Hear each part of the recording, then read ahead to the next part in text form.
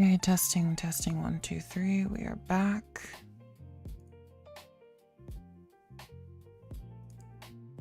The YouTube link might be different. Actually, at least it went live on YouTube this time. Okay. Let's test. Oh my god, is it not working at all? Okay. Twitch is working, but YouTube is still not working. Make it make sense. Mic is good, thank you.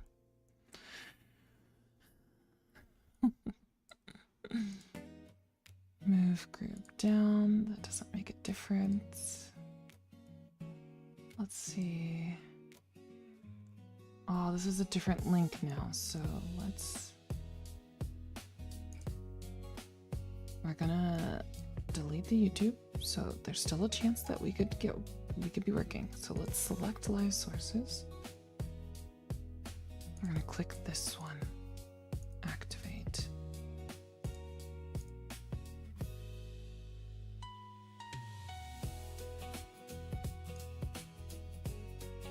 Okay, the link has updated.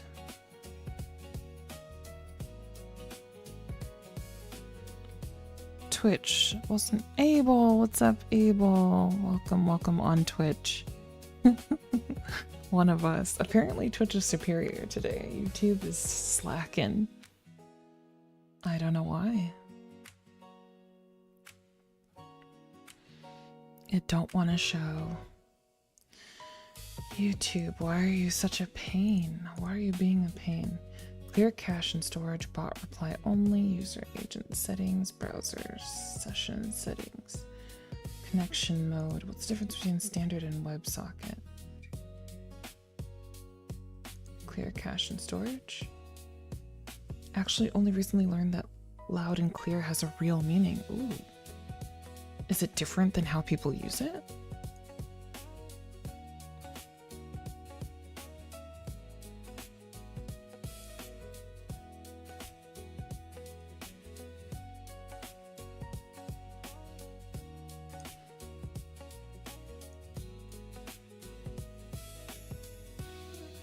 Second-class citizens of the internet, says Squishy. I am determined to figure out the issue. So I'm thinking...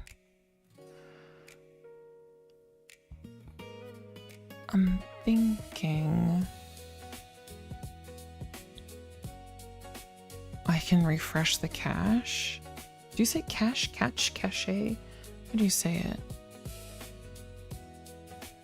Because YouTube is connected. We are live on YouTube.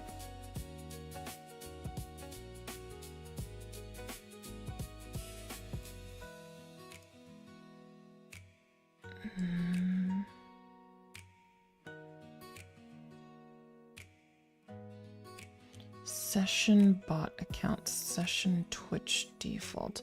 So maybe there's a bot issue on YouTube.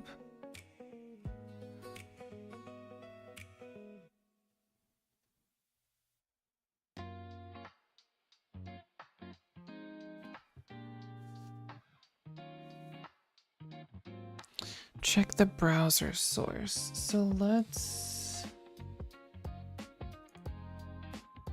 open up the side panel. Change. Okay, preset. Let's copy the link and I'm gonna repaste the chat link. So we're gonna delete this, paste a new one, hit OK. I'm actually gonna be pissed off if that's what works because that's what I did first. I did that first.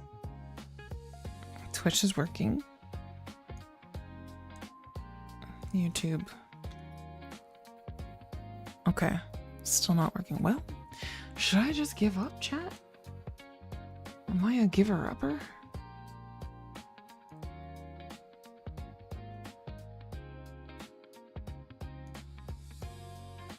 I was able to clear all messages. Let's go options.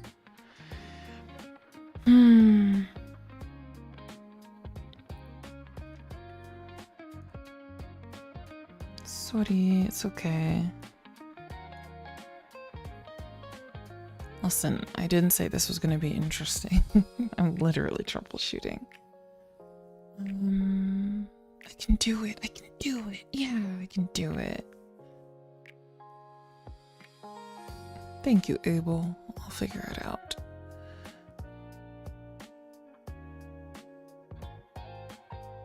Let's see. Let's check the link. Again, so properties. The link says socialstream.ninja doc session.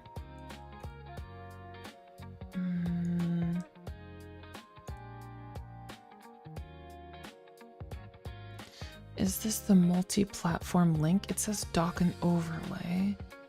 Maybe it's not the multi-platform link. Somehow, some way. Events, dashboard, emotes. This has nothing to do with what we need.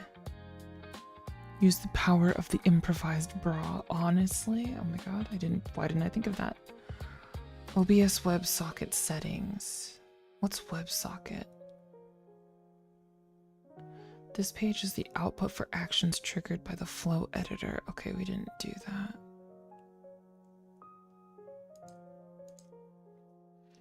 Configure your OBS WebSocket settings here to enable flow actions to control OBS. Make sure OBS WebSocket. Okay, so we didn't do that, and we didn't do that before, so that shouldn't be the issue. Maybe like I accidentally changed something.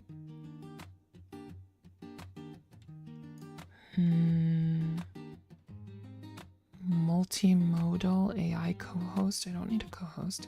Session options. Let's see. Please do not change your session ID. Okay. Set a password. Hide your links. Okay, that's nothing to do with what I need. Identify who's host. Modbot VIP. That doesn't really help me. Message styling. Message visibility. What about this? Let's see. Maybe something's messed up here. Do not capture or show any of your replies. Hide duplicates.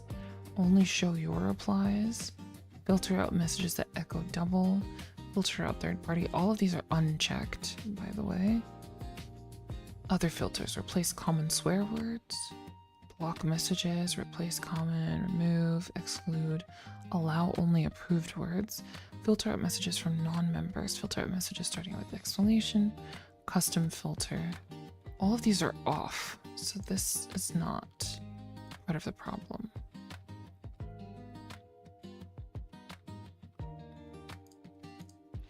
There's a point system, mechanics. Printer control. Oh, that's kind of cool.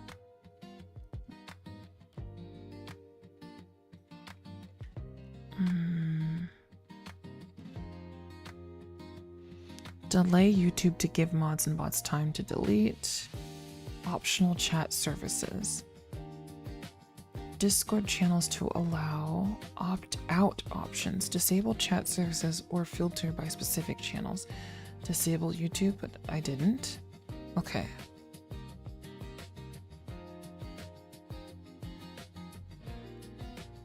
Auto select live chat in YouTube pop-out. Hide paid promotion banners on YouTube. Let's just uncheck all this stuff. Announce when ads play on Twitch. Larger font for YouTube pop-out. Could that be part of the problem? Let's uncheck all of this stuff. And then... oh wait, that's featured chat. That's not even... oh my god, it's not even... Hide timestamps. Hide messages that start with exclamation. Replace links. Shorten links. Okay. Hide messages from YouTube. It's unchecked.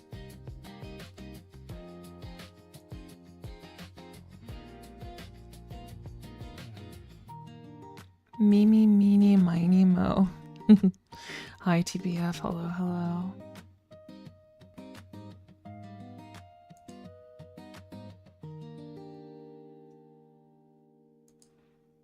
include any stream events when using Tubi.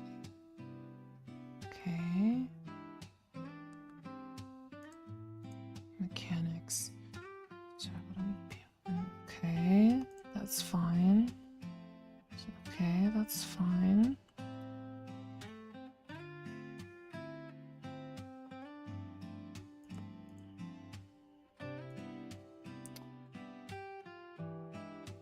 Okay, let's copy this new link and see what happens. Just to see what happens, okay?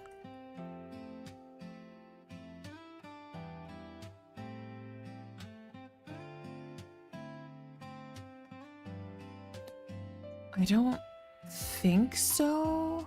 It's possible, but it worked literally the last time, like 2 streams ago. I have TTS, hold on. How do I include that? Okay, let's go properties.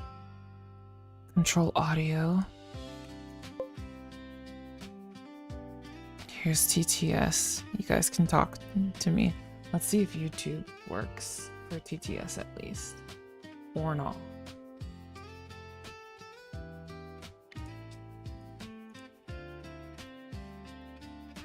Foster says. It still doesn't work. Wait. Did we hear something?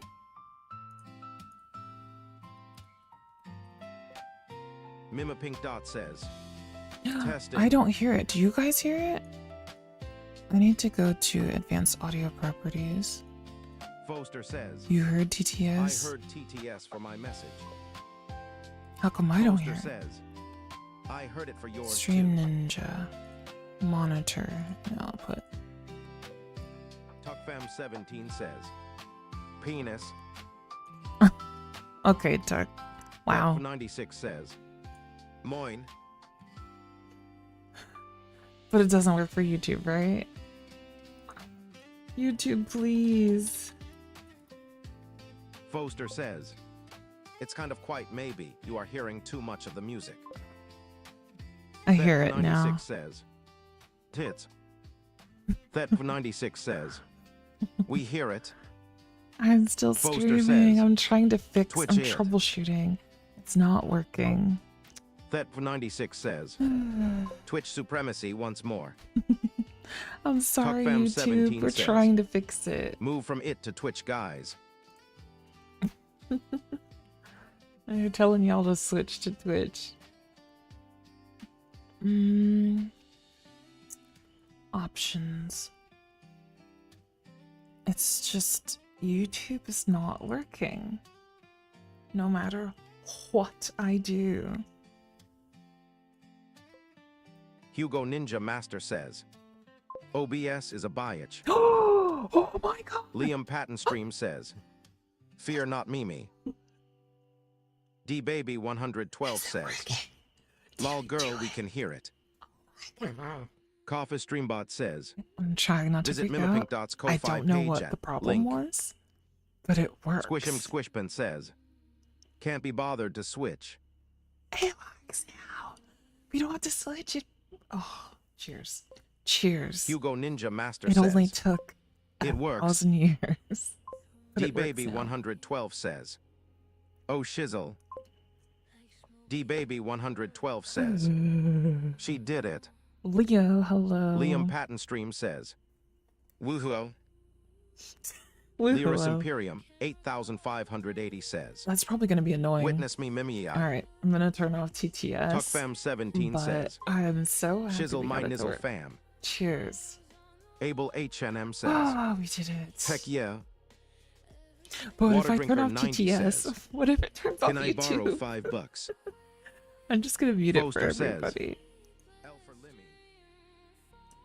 That 96 says. Oh my We can hear you good too, golly, chat. but we Hold on. did it. Making myself deaf. Hugo Ninja Master says. Hold on, Mimi the please, Queen. please. Okay.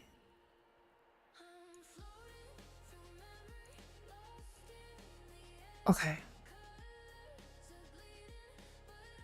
Can you still hear it? Can you still hear TTS? So I changed oh, you still hear it? Sorry. Hold on. Please hold. Appear in the same chat. Foster says, no JK haha. Tukfam.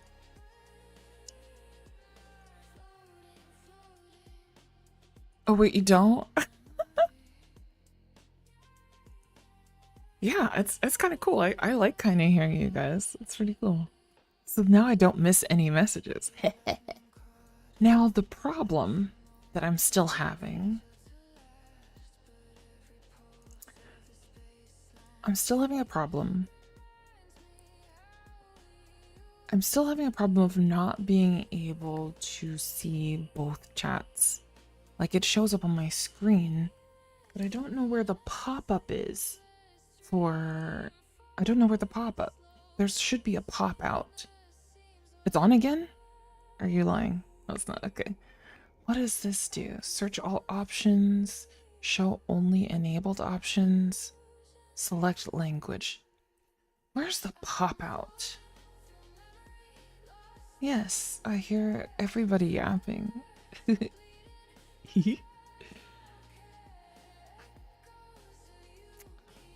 I don't know where the pop-out is.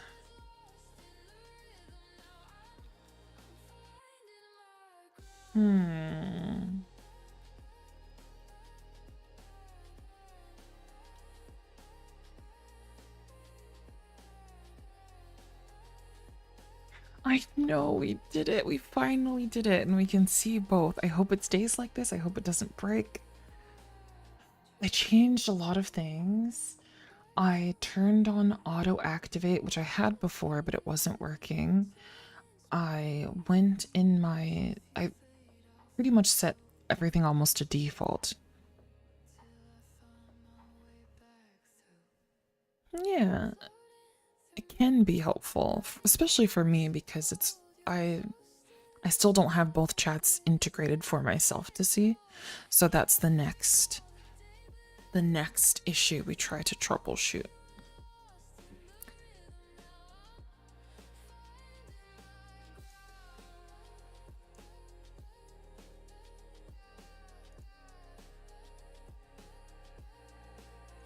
Today we're doing nothing. We're just kind of chill.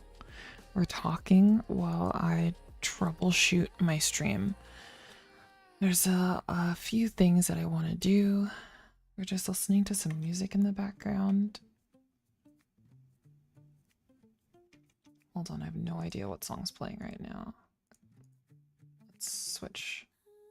Here we go. I'm trying to get the pop out. I'm not sure where the dock is.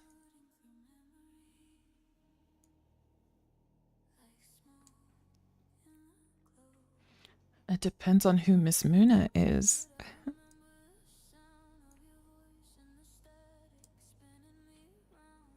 Gulp.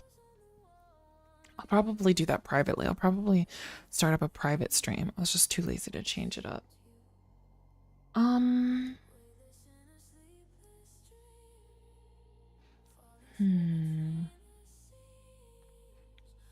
There's also a thing for featured chat, which I don't have right now.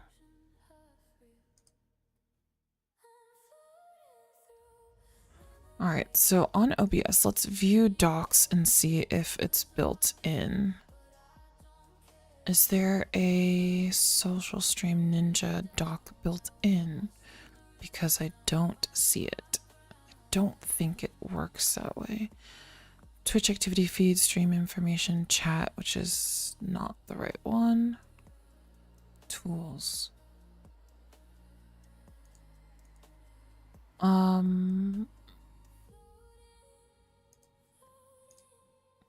It's not, unfortunately. So on Social Stream Ninja, which is what I'm using, under view it just says reload, force reload, zoom, in and out, actual size, toggle zoom, and CSS. On OBS, view says reset UI,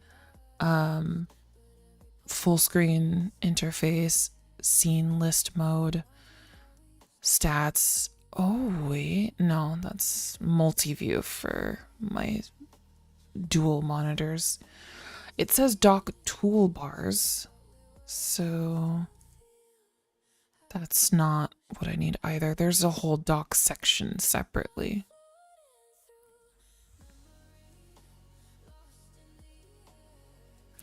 I know how to pop the chat out, but there's a built-in thing in Social Stream Ninja. Unless you mean that specifically. Because I'm not trying to pop it out on OBS. I'm trying to pop it out on Social Stream Ninja because it puts them both together. But if that's what you're doing, I appreciate it and I will check it out.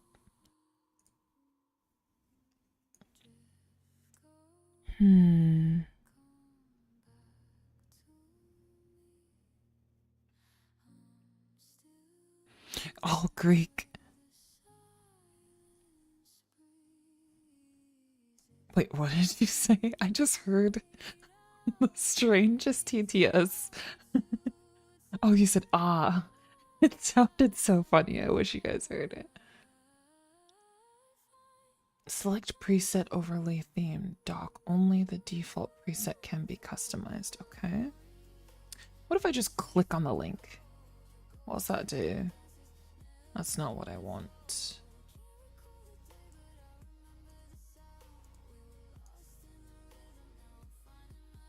Honestly, something like this might kind of work. Hold on.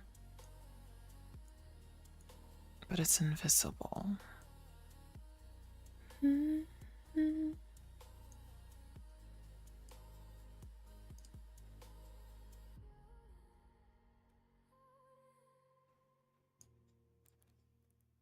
Press the red button. I can't do that. Let's change the preset overlay. Honestly,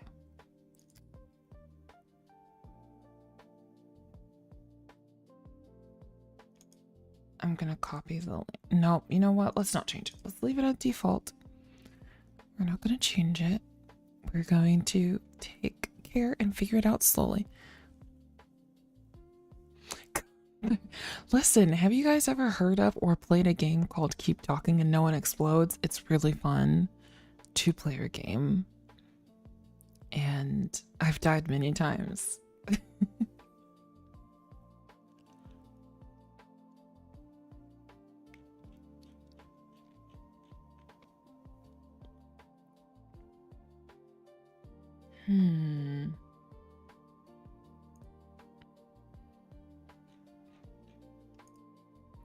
Well, we figured out one thing, so I'm impressed.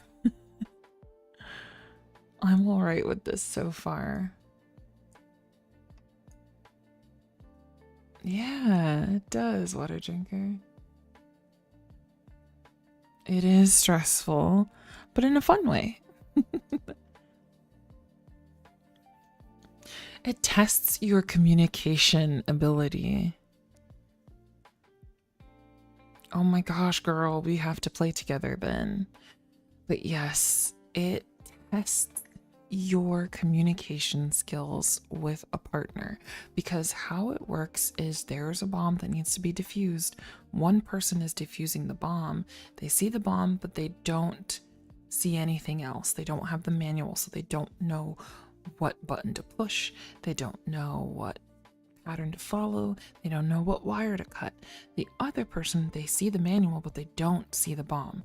So the person with the bomb has to describe what they're seeing effectively, and the other person has to be able to locate and figure out, okay, if you see this, then you do that, right? So you need both people. It's like it takes two. It takes two people to tango. It takes two people to defuse the bomb. Obviously, I'd rather be the manual person than the person holding the bomb, because the one with the bomb is the one who blows up. But it's fun. It's a fun game. And they get harder. They get progressively harder. Literally. Play it with Nurse. It's gonna be a blast. Literally. Literally, bud. I'm trying to think if I have played it with her before. I don't think so, but I might have played it with... I definitely played it with some people in the community.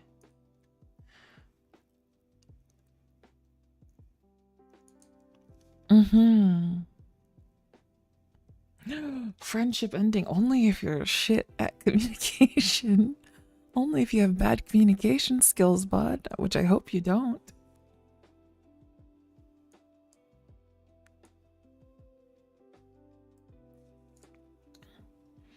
Oh my gosh. I think I can communicate effectively. I'm nervous about some other people, though. I don't know. They might blow me up on purpose. That's what I'm nervous about. I'm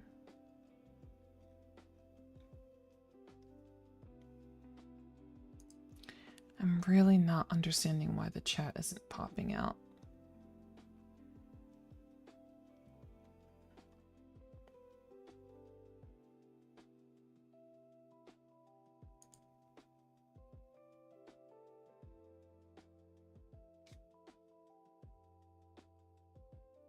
What other games do you like to see or watch people play?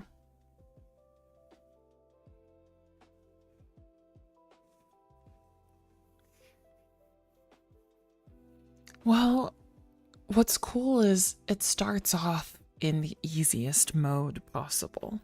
And as you go, it just progressively gets harder. So, yeah. I think you'll be able to do it. You just redo it until you get it, and then you move on.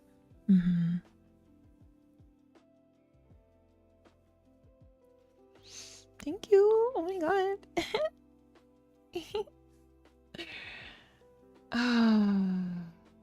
I'm so glad we got YouTube and Twitch to show. Next is me not having to pop out both chats. Exactly, Squish. Because there's a time limit, and that limit, that clicking tick tock as it's counting down, that will hype you up. That makes you really nervous. Understandably so. I love when people can really get immersed in a thing and genuinely feel like there's a bomb in front of them. And the view is very interesting as well.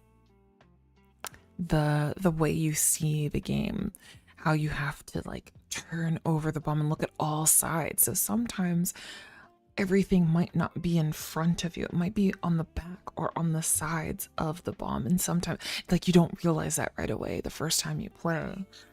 So yeah.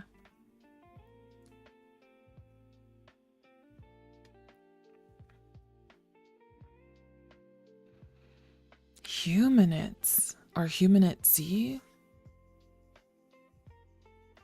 Oh. So does it look similar to Zomboid but more fast-paced? Like is it kind of like a, it's not necessarily top down, but whatever that angle is, what would you call that? Like isometric? Would Project Zomboid be considered an isometric game? Or is it like 3D, first person, third person?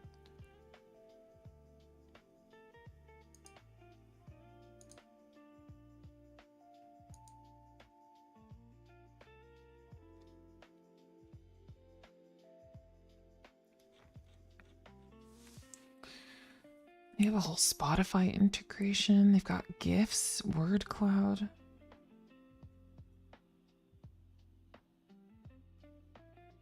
Hermitcraft. Oh, that's a channel.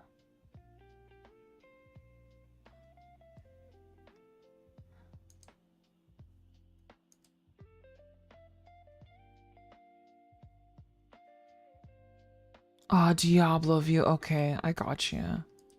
Old school Diablo. Credits.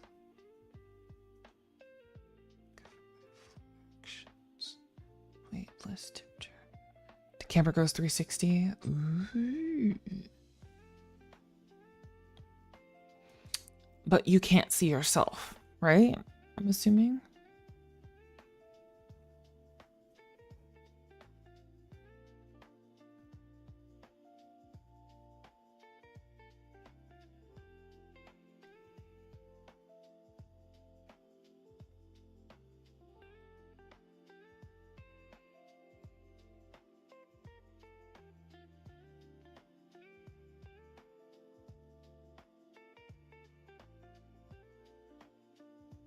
that makes sense. It seems like something Minecraft players would migrate to.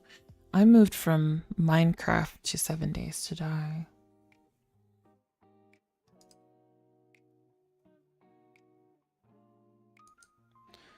Shut up, coffee.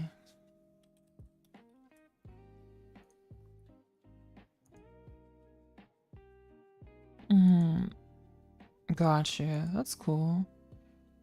That's cool, water drinker. Export, import. I don't want to export or import anything. Identify as host mod. Okay, I don't want to do that. There's a point system in here. I wonder what you use it for. I guess just a leaderboard kind of thing for who's the most engaged, like who watches the longest and who types the most or something. There's rewards, huh? I wonder what kind of rewards you could do.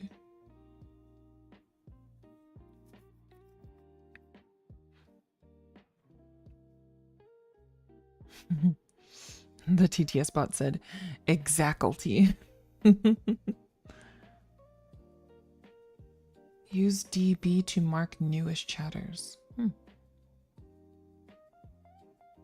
Replay messages. Hide specific events. Capture stream events.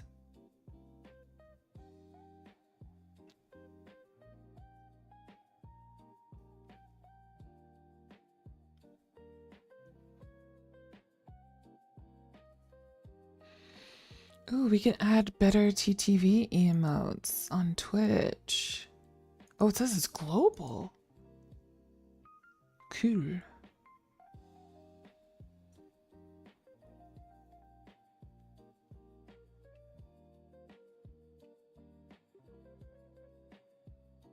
That's cool.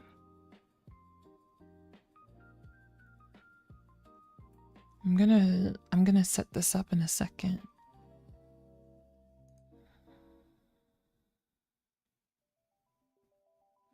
Exactly to actually.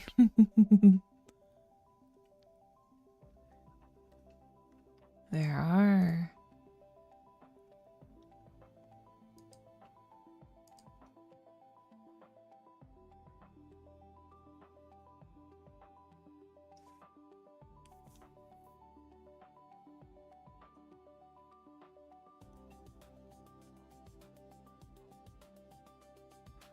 I'll select larger font.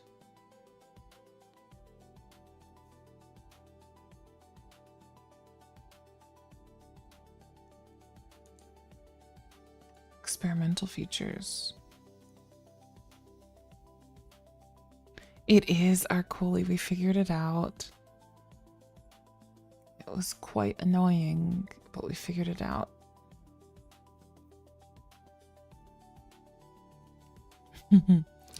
The only thing is I can't see the chat doc.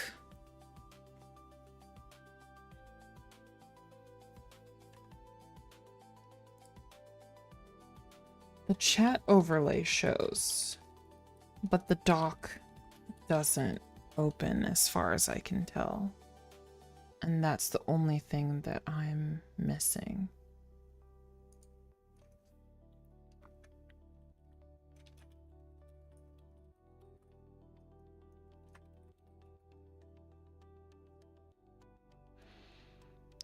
You should try restarting the stream to test if it's all gonna save, or maybe never close the stream forever. Well, I saved a profile, so I did restart the stream. This is the second starting of the stream, not since we fixed it, but I believe it'll still work. I saved the profile as is. So if anything, I should be able to re-upload the profile and get it to work.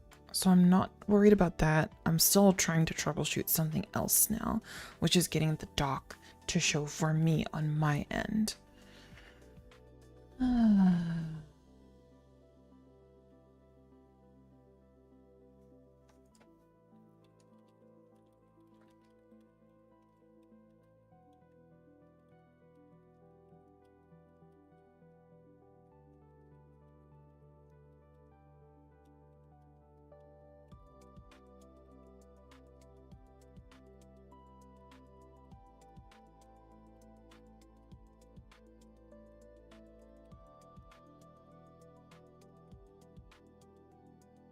No, not famous last words.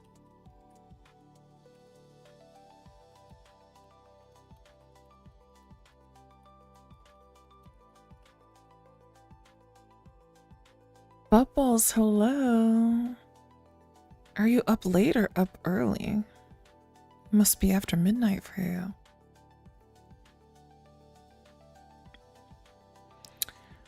What kind of dog is it? Heart or brain? It's PC.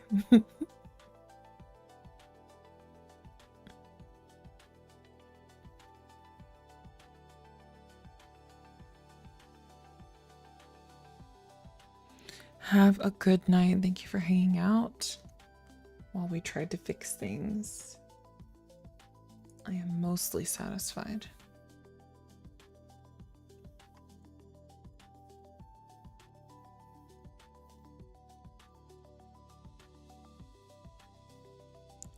Oh, that's right. I don't know why I keep thinking you're in New York, Bubbles.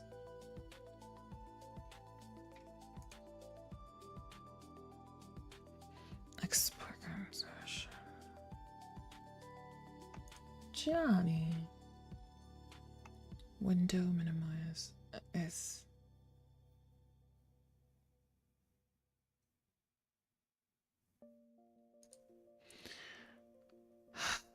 I still just don't see my dock.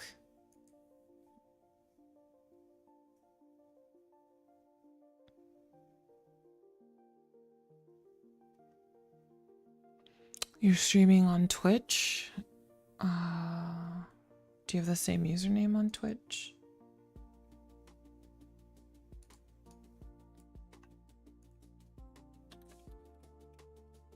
A Berger. Borgor. I see you.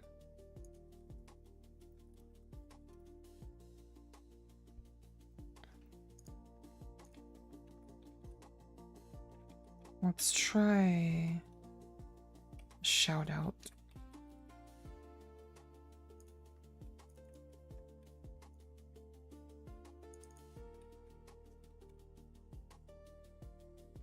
Liam Patton streaming on a Twitch. Oh boy, don't show your dashboard. Oh my god, your stream key is there, please.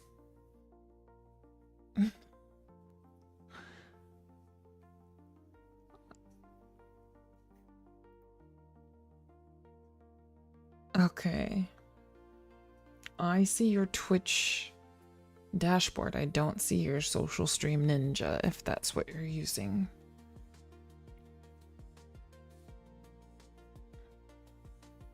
Liam's about to spill all his secrets. Do not follow his channel.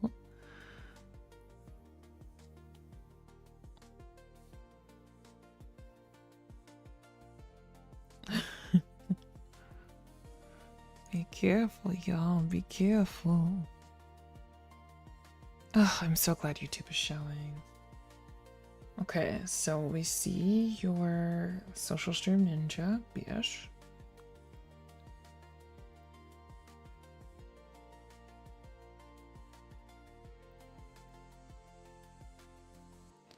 I'm assuming you're pointing at the link at the top right.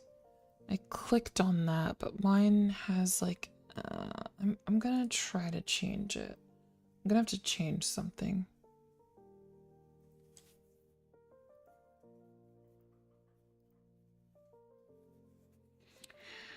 Yeah, I guess I'm supposed to click on the link, but I set it to be invisible, so I'll just have to change the visuals of it again. So let's see. Overlay. Dock. Okay, dock. I don't want to hide the menu bar. Make chat input the full menu bar. I'm so confusion. It just doesn't open like a window anymore, so I've got to figure that out. We'll uncheck force transparent background.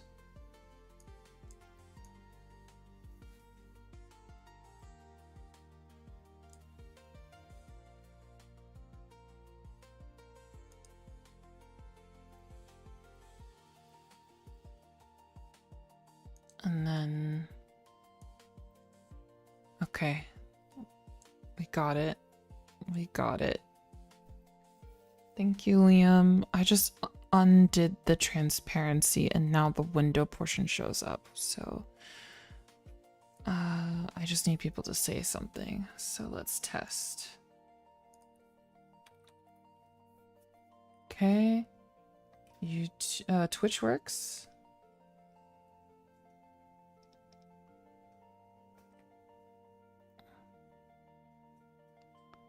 Yes, it was invisible and I didn't like it that way. Okay, and that's YouTube. All right, so they both show, but now I hear TTS twice. And I gotta figure out how to turn that off. Oh, there we go.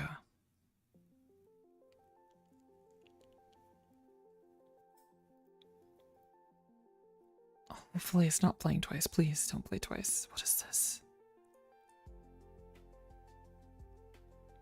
One more test. I'm gonna say period.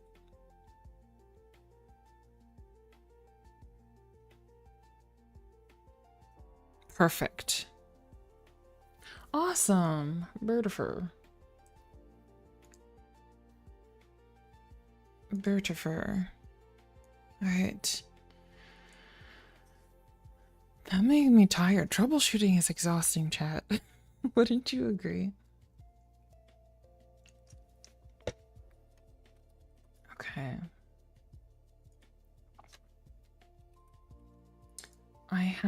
Should we tell a story time?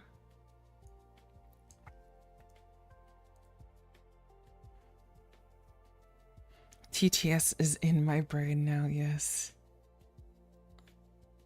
Awesome, Liam. Perfecto.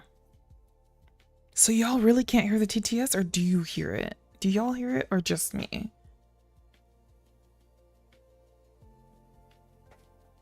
I only like troubleshooting when I solve it. When I don't solve it, I get into like this hyper focus, like hyper fixation mode, and it upsets me. It upsets me. Because there's no closure. All quiet. Okay. So, story time. I want to do more content for like on YouTube and stuff, like edited videos and whatnot. And I just uploaded a video yesterday.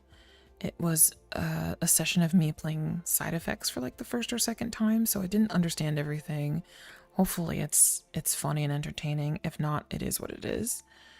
But that video took so long to edit. And I have so much more footage, so much more content.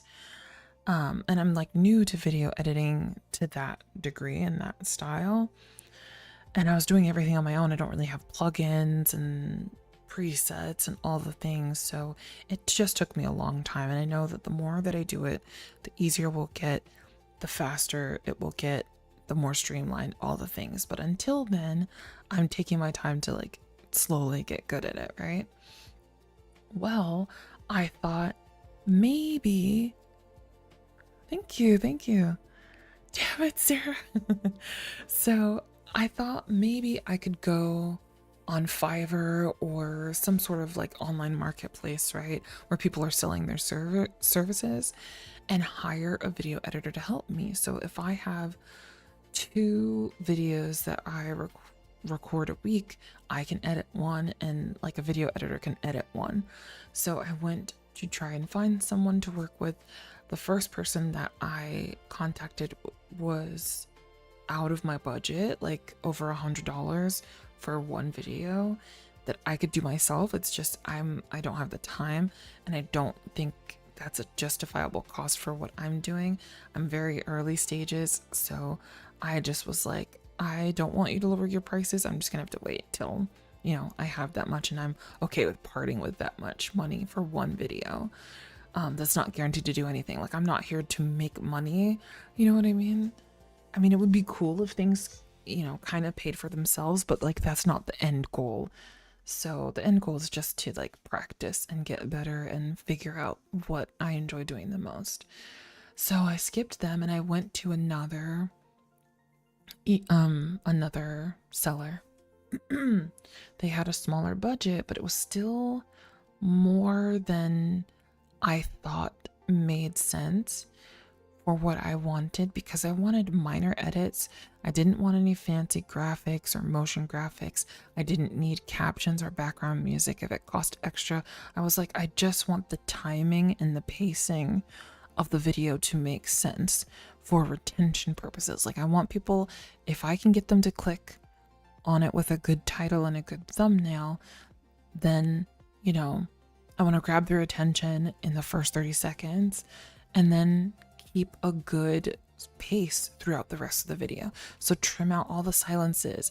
And I feel like that's minimal editing. Maybe I'm wrong, but I agree, editing can be a pain. Anyway, I found somebody.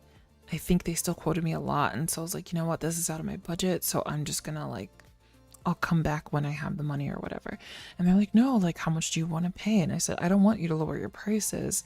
You know, I just don't have it right now, so it's gonna have to wait. And they're like, I really need a client. Like, let's go. Let's I can do this for you. And I think that was the mistake that I made, because obviously this person was kind of desperate, and I should have known better. But I was like, all right, you know, they lowered the price. I agreed to it. I don't know, maybe Squishy. I haven't tried that. I haven't tried that. I know there are for like shorts, if you're making short form content. Like, you could take a long video, like a VOD or whatever, and put it in the program and it'll automatically make shorts for you. I don't know if any of them are good, so I'm not sure. But I wanted to find an editor so that, like, I can do one video, they could do another video, and I still have like consistent content coming out without burning myself out with the editing, because I don't mind editing for other people, but when it comes to editing for myself, a lot of things, when I do it for myself, I am not interested in it. Just like with cooking, I love cooking for other people, but when it comes to myself, I'm doing the cheesiest, easiest thing. Like, I will make gourmet, you know, French toast and grilled cheese sandwiches for other people, but with myself, I'm doing the lazy man's grilled cheese. Do you know what that is? The lazy man's grilled cheese, and I invented this myself. I don't know if anyone else has done it. But what I do is I take bread and I put it in a pop-up toaster, so it gets like kind of half toasted or whatever, right? Then I put butter on the, like, semi-toast. I put my cheese in or whatever else, and then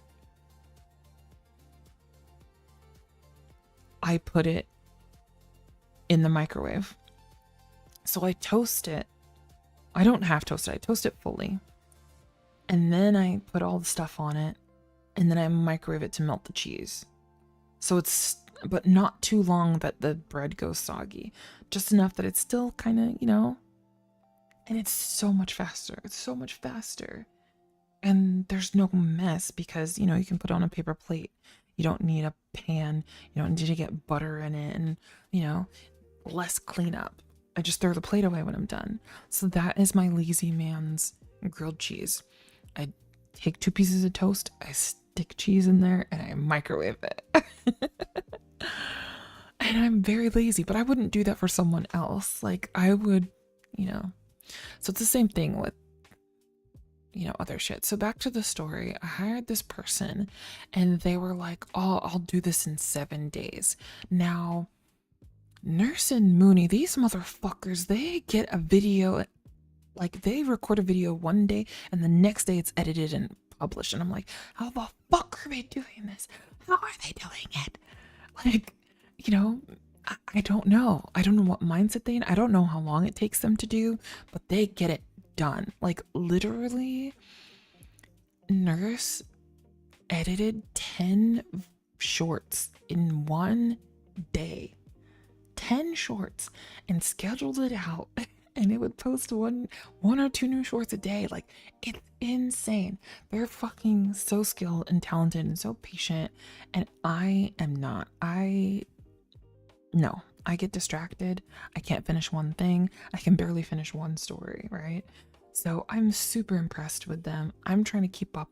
And the same, like, we had a same session. Like, we played a game of Repo. Each of us recorded our perspective. Mooney posted her video the next fucking day. And I ended up giving that to the editor. And they were like, oh, this is going to take me 7 days. And I'm like, I just need minor edits. But again, I'm not going to rush because I don't want to pay a rush fee. Do whatever you need to do. And I challenged myself to get my video done before they got my other video done. And I did it. I lost 80% of my work as I was doing it and had to start practically all over again, and still got the shit done before this editor person. You want to know why? Because this person didn't say shit to me. I had the worst communication with them, and I just kept getting like doubts, and I'm like, this is not going to go well. This is not going to go well. This is not going to work out. I can already predict what they are going to do. So basically I messaged them. I told them exactly what I needed. I said, I tried to be as professional as possible, and I asked them questions. So I told them, okay, this is what I'm doing. This is how long my raw footage is. This is about how long I want it to be, how much I want you to cut out. This is the game. Here's an example of a video edit that I like. It doesn't need to be perfect, but I'm just showing you that I like this style of editing. I don't need this. I don't need that. I don't need all these fancy things. I just want cuts and captions if it's not too difficult. You know, like, I don't need much. Right? You don't need much. And so I said that, especially because this person was out of my budget and they were trying to go under budget to accommodate me because they needed the money. So I was like, okay, let me not ask for too much because they're already essentially doing me a favor by giving me a discount, you know? So I was like, okay, I don't need this. I don't need that. Just give me this and this, right? And then I asked questions about how long do you think it would take? What's your budget? You know, like, I ask questions like that, and they're just like, yes, sir, I can do this. And I'm like, I should have known. That should have been the red flag right there. So there's a language barrier. So I already know that captions are probably not going to be great once there's a language barrier. And I also think that's going to be difficult to cut what would be funny. Everyone's sense of humor is different. So I thought, I'm taking a chance. I'm totally taking a chance by not going with the person that I think would have done a better job for over $100. It just doesn't make sense for me to pay $100 for a single video edit right now. I'm sure other people are doing that. It's not going to be me, you know. Red flag number 1, right? And then they wouldn't respond to me. So they didn't answer my questions. I had to ask multiple times. And then I was like, okay, well, all right, let's start this. And what do you need from me? What's the best place for me to upload my raw footage? Now, I typically use Google Drive. They never answered the question. So a day goes by and I'm like, all right, like 24 hours goes by and they didn't respond to me. So I just uploaded it to Google Drive and I just gave them the link anyway. And I repeated a couple things. I shared the desired video edit and I shared my raw footage. Now, the way that I shared the footage, just wait. So, basically, I upload it to Google Drive, and the way that I upload it basically requires them to request access. Okay. So 24 hours goes by, 48 hours goes by, and almost 72 hours go by. And I know they haven't started because they did not request the footage. They did not request access to see and download my raw footage. And I was gonna be kind of petty and be like, let me just wait and see if they wait till the last second, the second to last day, and realize, oh shit, I have to record, they had no idea because they never clicked on the video. They never clicked on the link, that I gave them to the Google Drive. So the first thing I did was I said, do you have everything you need? Knowing full well that they didn't, right? I was like, is there anything else you need from me? This is like 48 to 72 hours after I pay the money, we start the order, and they have a 7-day limit, okay? And they're like, okay, I'll check everything and let you know, right? Then another 24 hours goes by and they haven't said anything. So it was almost another 48 hours. So we're on like day 4 now. There's 3 days left. So I just said, hey, just checking in. I noticed that I haven't received a request for access to the raw videos yet. I want to make sure you have everything you need to start so that the 7-day delivery window doesn't get stressful for either of us. Let me know once you've accessed the files so I know editing is underway, right? So instead of me calling them out and saying, hey, I know you didn't do shit, get started, blah, blah, I was just like, hey, I haven't received this, right? So let me know so I know when you start. So I'm basically saying I know you haven't started without like putting a bunch of things. Yeah, red flags, right? So again, their communication is very sparse, very slow. Hours, days goes by.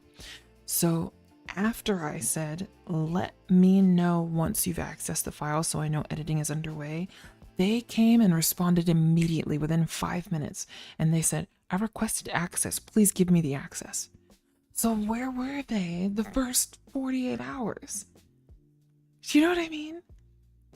So I was like, okay, thank you. I've given you access. They requested it. I've given them access. And now I knew I still wouldn't know if they started editing, but I figured they wouldn't because they're already giving me like, I don't know how to describe it, but the way that they're being, their lack of communication, they're either like, obviously this person is desperate for money. So maybe they're overworked, right? Maybe they have a bunch of other orders. I don't see any orders on this account on Fiverr. So maybe they have multiple accounts. Maybe they're doing other things. Maybe they have another job. Maybe they have other responsibilities, right? Whatever it is, they didn't communicate it with me. I'm a very understanding person. Just let me know. And I foresaw that they would lie to me. They would wait till the last minute and come up with some bullshit excuse. Do you think that happened, chat? One in chat if you think they gave me a bullshit excuse. So while you guys decide, guess how many days go by? So this is, I think, day 4 now or whatever. We started communication on the 26th. And on the 26th of November. On the 29th of November is when I finally was like, hey, take my files. And I gave them the files the same day.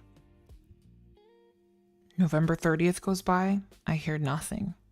December 1st goes by, I hear nothing. So finally, again, I reach out and I say, hey, were you able to get everything you need? Right? Because they didn't tell me they got it. 2, they didn't let me know that they started editing. 3, they didn't let me know if there was anything else they needed. I knew there was nothing else they needed because I gave them everything. Now, okay, December 1st is gone. I asked them if they got everything. Nothing. December 2nd goes by. So now I said, hey, just checking in again. Since the deadline is coming up, I want to confirm you've successfully downloaded the raw footage and started the edit. I haven't seen any updates yet, so I want to make sure everything is moving smoothly and there won't be any last minute rush. Let me know where things stand. I knew it was going to be like a last minute rush kind of thing, right? Finally, December 2nd, they messaged me. Remember, I paid them on the 26th. It is now December 2nd. And they say, yes, sir. Actually, I am in the hospital for the last 3 days. Today I came back and start working on your video today and deliver as fast as I can. Bitch. So I stopped responding at this point because I was like, I guess I'm just gonna have to be in the hospital too because I'm about to have an aneurysm. So I haven't said anything. Now, December 3rd goes by, December 4th happens, and they deliver something. Okay? Yeah, 3 days they've been in the hospital. But meanwhile, during those 3 days, every time I messaged them, they would pull out their phone and check because they got their account. They've got it on their phone. So they would check. I could see when they last logged in and they never said anything. So they left me on red. Every time I sent them a message, they saw it and didn't respond. Okay, maybe it's possible you're in the hospital and maybe somehow, some way you're able to look at your text messages and not respond. Okay, fine. I'll give you the benefit of the doubt, but guess what? Now I'm in the hospital. Now, this money that you need, I'm gonna wait because the way Fiverr and these places work, it's like escrow. I pay the money and it stays with Fiverr until the project is done and I approve, then it gets released. And then they hold it for 2 weeks before they give it to you. But guess what? If I don't approve it, it's 72 hours before it auto approves. So what I'm going to do is I'm going to wait till the last minute and then I'm going to request revisions because they sent the video. I looked at it and it's trash. It's garbage. Sorry, let me not yell. I'm an adult. It's not great. The things that they left in don't make sense. I asked them to start the video with the most interesting thing that happens throughout the video first, right? To grab the attention. And they included things that were like, we're troubleshooting and testing our mics and stuff. And I'm just like, I don't think this should be in the beginning of the video. Like, so I'm all excited. I'm like, yeah, let's watch this video together. So I'm trying to share it with Nurse and Mooney, right? After the end of one of our streams, after the end of like the last stream. And I was like, okay, let's watch this. And I stopped after 3 minutes because I was like, I'm embarrassed. But you know what I'm gonna do? Everyone's telling me I should just refund it and cancel the order. You know what? I think I'm not going to cancel it. I'm going to post it up anyway. I probably will do a couple edits myself, but I'm going to post it up on my channel anyway, just to remind me because I had been having like imposter syndrome, you know, with my edits. And I'm like, ugh, like everyone's able to work so much faster. Their things look so much better. I can't compete kind of thing.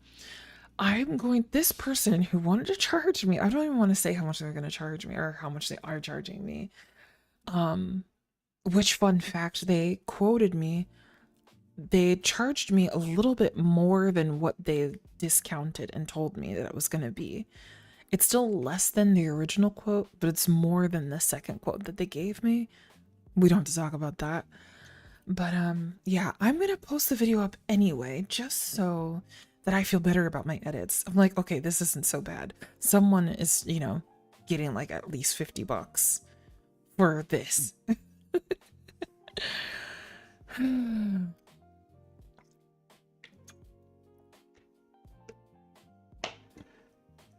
Exactly, Liam. And that's the cool thing, is you can visually see your growth if you just put shit up and do it anyway. It doesn't have to be perfect.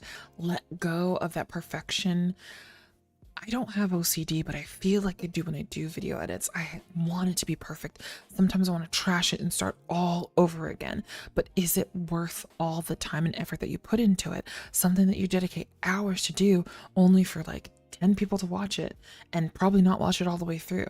And I was like, that was my thought process. I was like, people are not going to watch this all the way through, so I don't need to worry about it being perfect.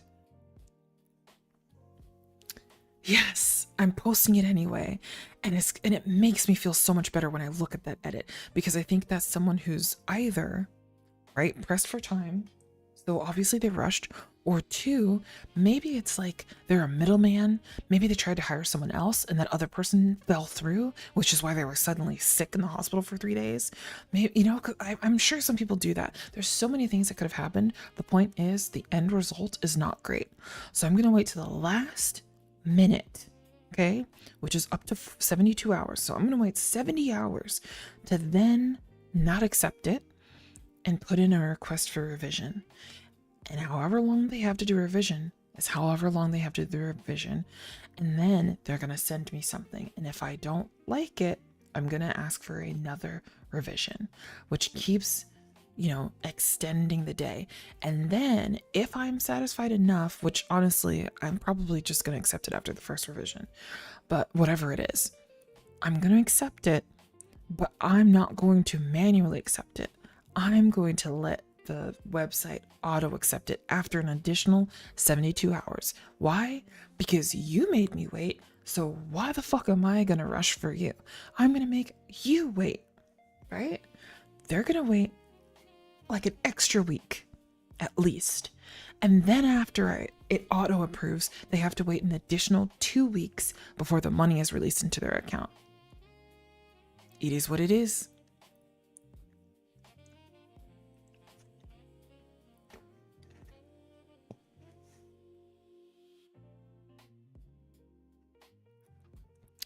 Liam says, I chalk everything in life up to 3 things at once. It's all practice, experience, and a gift. If I screw up, I get better. If I strike gold, I'm grateful. If it burns, I learn. I love that, Liam. Put that on a t-shirt. That's going to be a really big t-shirt, but put it on a t-shirt. And thank you guys. I hope I'm dealing with it not in the worst way possible.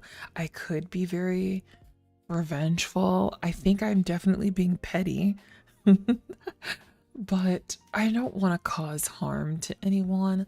I don't want to like hurt their reputation too much. I'm definitely docking points in communication once I review later.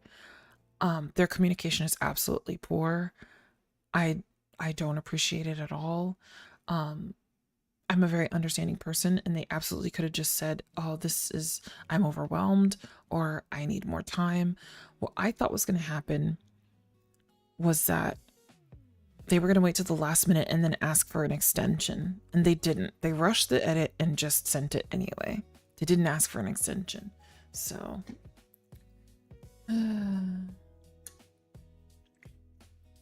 some people deserve petty.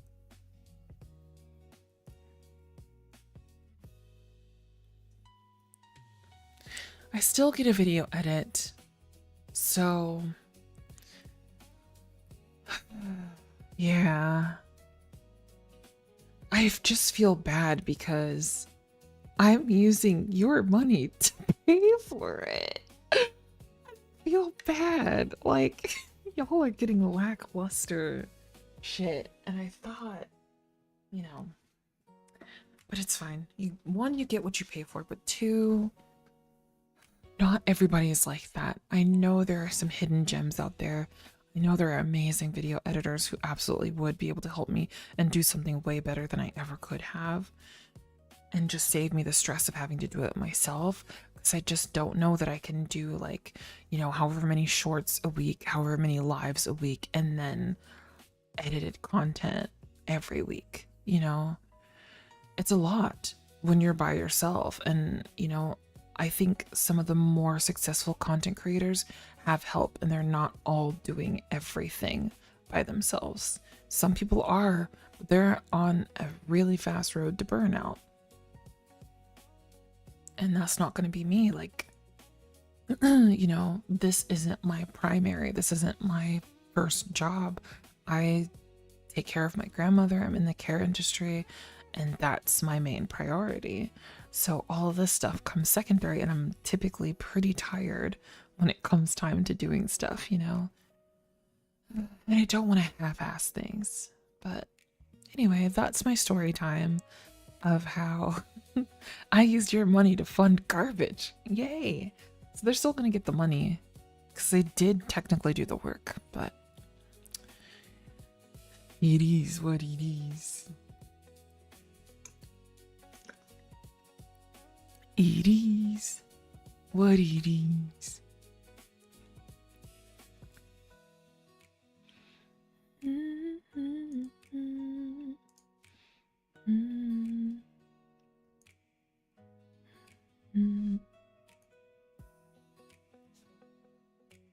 Focus on streaming. It's less stressful than editing. Yeah, I agree. But a lot of my viewership is coming from YouTube Shorts.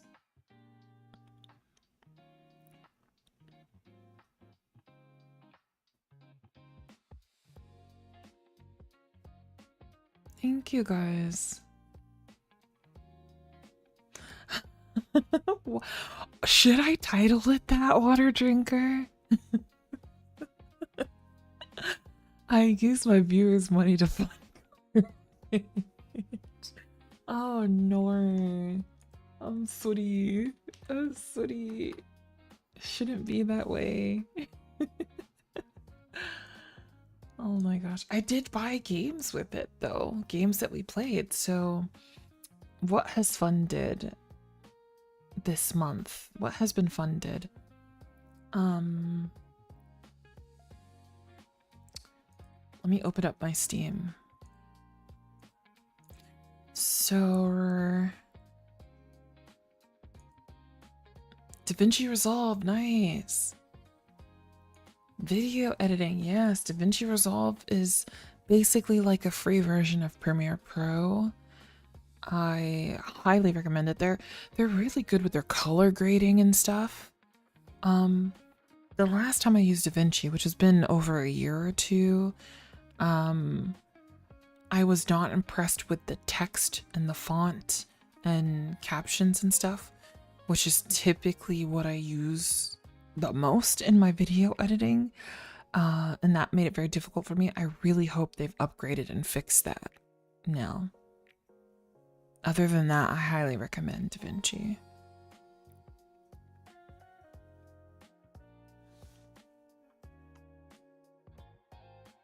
Thank you, Abel. You're gonna nail it, Liam. I don't want my money to be wasted on drugs, so gave money instead. Cheers, cheers. So Back for Blood, I believe was, yes, Back for Blood was funded by Stream. What else did we get recently? We got Side Effects and State of Decay 2. Possibly RV Variet. I can't remember. I can't remember if I might not have used Stream funds for that. But Back for Blood, Side Effects. Wait, was I gifted Side Effects? I genuinely, for sure Back for Blood, and for sure State of Decay. But I recently got Side Effects and Ranch Simulator and RV Variet, but I can't remember if I used Stream funds for that or not. So at least 2. Yeah, State of Decay 2. State of Decay 2. Yes, sir. So thank you guys.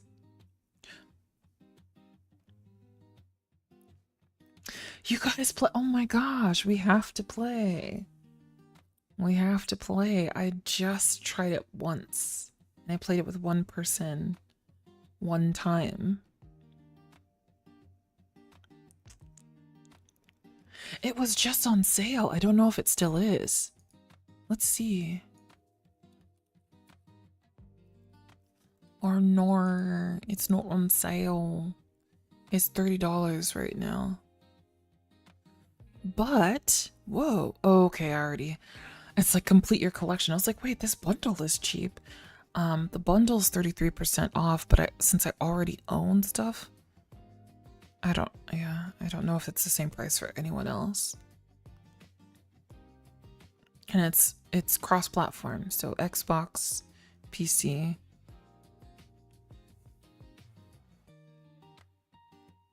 I wonder how many people can play the game.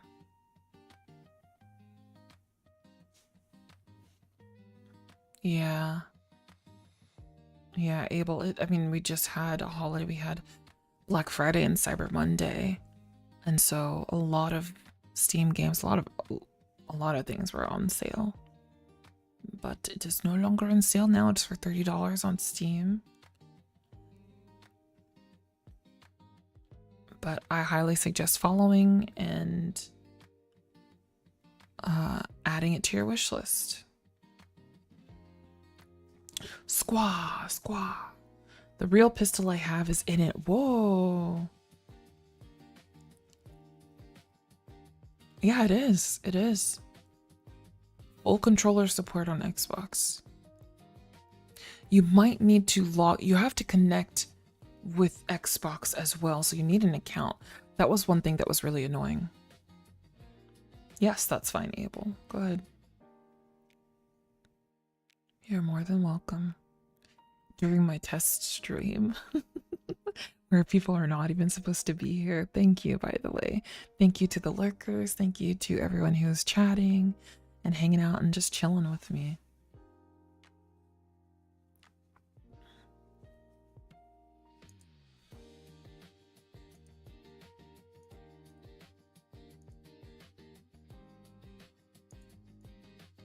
Yes.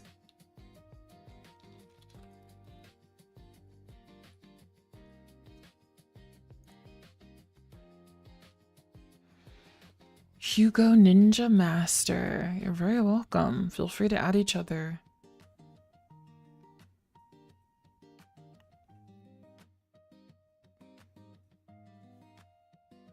Nice. I'm gonna change up the music vibe real quick. Hopefully it's not too aggressive or too much. I learned of a new genre. You want to know how I learned of this new genre? From Spotify.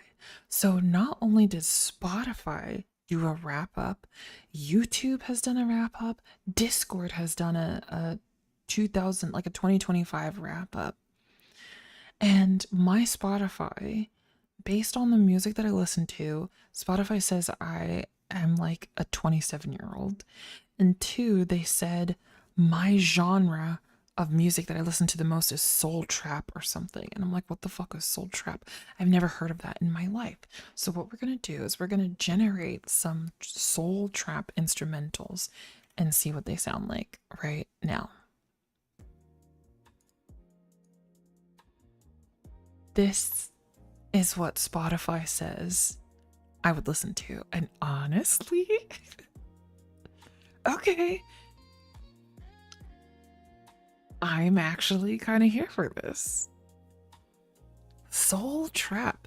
Never heard of it. So, shall we talk about...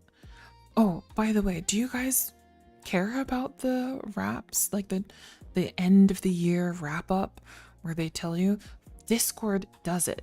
So if you're on Discord, I think you have to go into the browser version. So you go to discord.com in your browser and sign in, and it should pop up and show you how many hours you've been in voice chats, how many messages you've shared, how many emotes you use, the servers that you are most popular, not most popular in, but that you're in the most, the people that you talk to the most. It gives you a whole thing. So let me look at my Spotify wrap up. Oh, you don't? Good night, everyone who's going to sleep. Sleep well.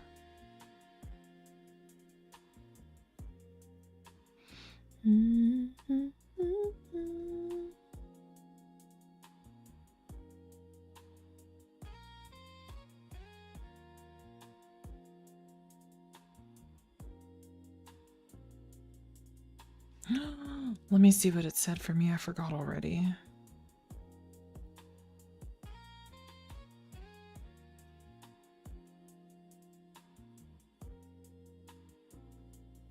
So, oh wait, this is my Spotify, not Discord. My Spotify, my top artists are Doja Cat, Sabrina Claudio, Tenorel, Alina Baraz, and Yeba. My top songs are Unholy, Moment, Extra L, That's by Jenny from Blackpink. Louis Bag from Yeba and Problem With You. Interesting. And then it says my top genre is trap soul. Do you think Doja Cat would be considered trap soul? Because why? Never heard of that in my life. Now let's look at Discord. Can I still see my... I don't know if I can still see my wrap up again. Let's see. How do you open it if you closed it out?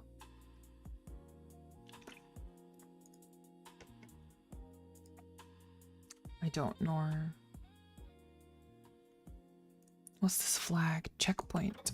Oh, it's there. Ooh.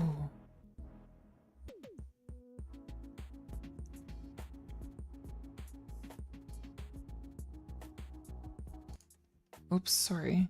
You're listening to 2 songs at once. So my Discord says I've sent 78,182 messages this year. I am the top 0.43% for messages sent on Discord. I am not proud of this. I'm not proud of this. I'm not proud. So if you have less than me, you're fine. You're doing just fine. You don't live on Discord like I do. 78,000. To be fair, half of those are probably gifts. Half of those are probably... They're probably gifts, emotes, and links. It's not all me talking, because I don't talk that much. I'm a voice chatter, so we can only imagine... What the fuck is this playing? Sorry. We can only imagine how much time I've spent in voice channels. So guess how many hours I've spent in VC. Well, okay, also to be fair, for a good portion of the year, I was a moderator in multiple servers. So that's also why I have a lot of messages. Your humiliating stat, tell me, Liam. Okay, we're guessing 200 hours. TBF has 820 hours in VC. I wonder if I've got you beat. I might not have you beat, but I might. I'm not sure.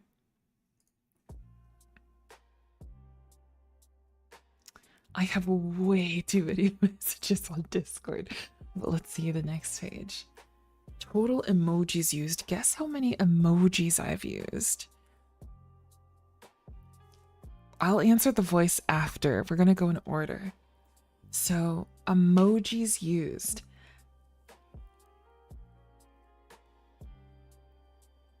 $774 messages.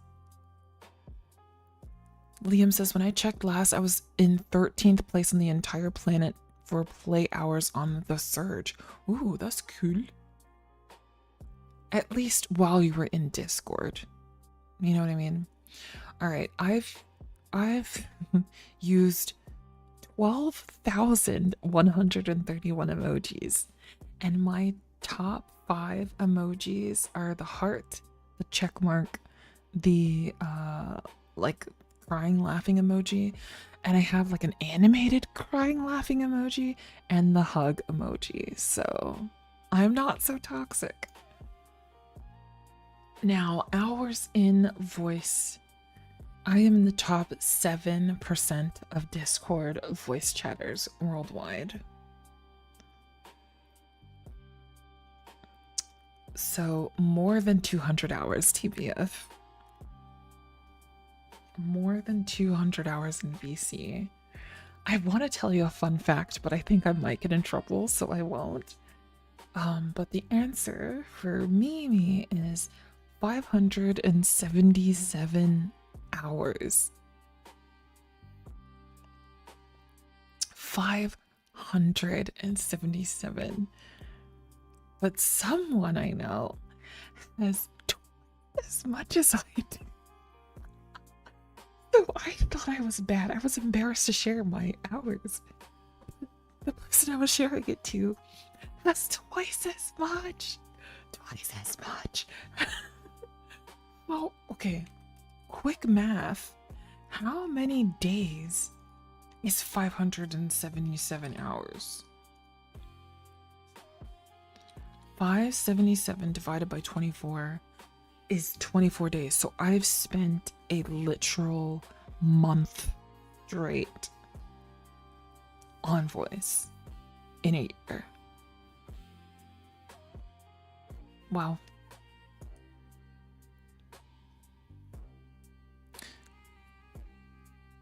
Y'all have no idea who I'm talking about. Don't even worry about it.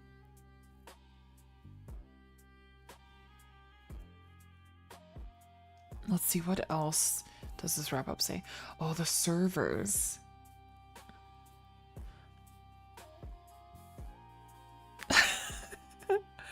Two 2% of your entire lifespan gaming, Liam. Oh my god. It shows the 3 people that I talked to the most, which is very interesting because one of the people on my supposedly Discord squad that I talked to the most this year, I do not talk to anymore. And I've actually...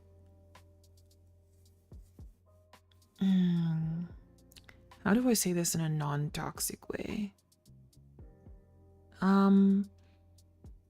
It's just better for me to not be around them. So I haven't talked to them in months. But when we did talk, obviously this is showing that I've spent a lot of time around them. And so I feel like me needing space is justifiable.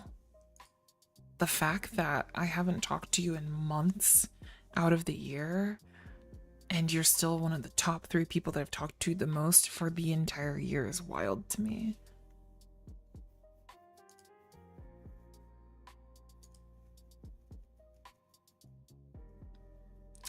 And the person that I've talked to the most this year, I have sent them over 12,000 messages, and I have been in a voice channel with them for over 50 hours, almost 60.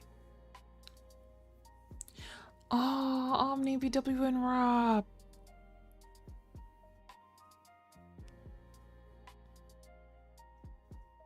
I still remember Reading Club with Rotman. He's got a great reading voice. I'm jealous. Give me that. So on Discord, it's saying I've played 15 games this year. And of these games, my favorites were Grand Theft Auto in number 1. Number 2 is Fortnite. Number 3 is Minecraft. Number 4 is Repo. And number 5 is Once Human. Which is interesting. Because 7 Days to Die isn't in there, and it definitely should be in there. But it's not, so interesting. Maybe it's like how many times you've shared your screen while you're playing the games. I don't know. I'm not sure how that's calculated, but I feel like that's a little bit inaccurate. I've completed 4 quests of some kind. Mine is also GTA TPF. I had so much fun. I haven't played in a while. Fork and Knife. Oblivion.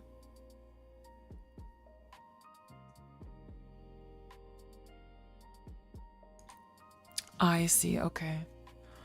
Well, the numbers of... I don't know how they're getting their numbers then. Because it's saying I only played Grand Theft Auto for 16 sessions and Fortnite for 6, which is a damn lie. It's saying I've only played Repo twice and Once Human once. Again, a damn lie. So I'm wondering if it just means like you had Discord open while you were playing, but even still, Once Human, I played the shit out of Once Human. I played so much Once Human. It should absolutely be higher than Repo and Minecraft combined. But it says 1 session, so I'm not sure how they're calculating sessions. Either way, doesn't matter. It's just interesting to see. My deco is a cassette. I'm not sure what this means. It says 9 out of 10. I don't know. Maybe it only cares if you're in VC while playing. I don't know. I was in VC way more than once with Once Human because I only play games with people. I don't play games solo typically. So Abel. Too soon. I played with D Baby. I played Once Human with D Baby like 1,000 times. You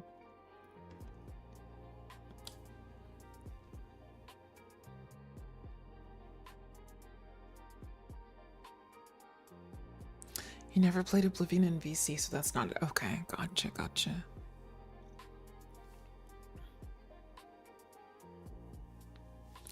I couldn't tell you, bud. I couldn't tell you. Maybe they started it late, so it's not like calculating the entire year. Could be that.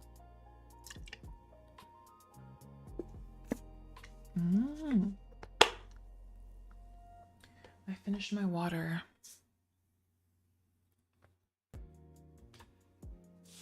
This is Soul Trap. That's very interesting. What kind of genres do you guys listen to?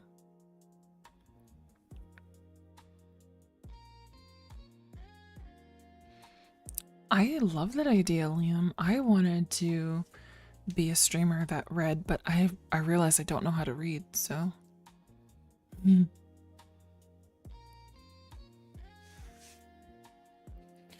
No, I want to read out loud, but I don't know about copyright issue because I don't write my own stories typically. But that's cool that you have your own things that you can read. So it's either for me reading public domain stuff or being bad and reading illegally.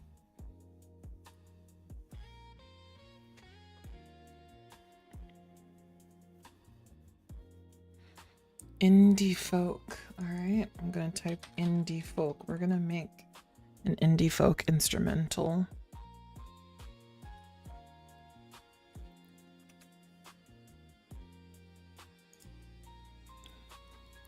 Slop.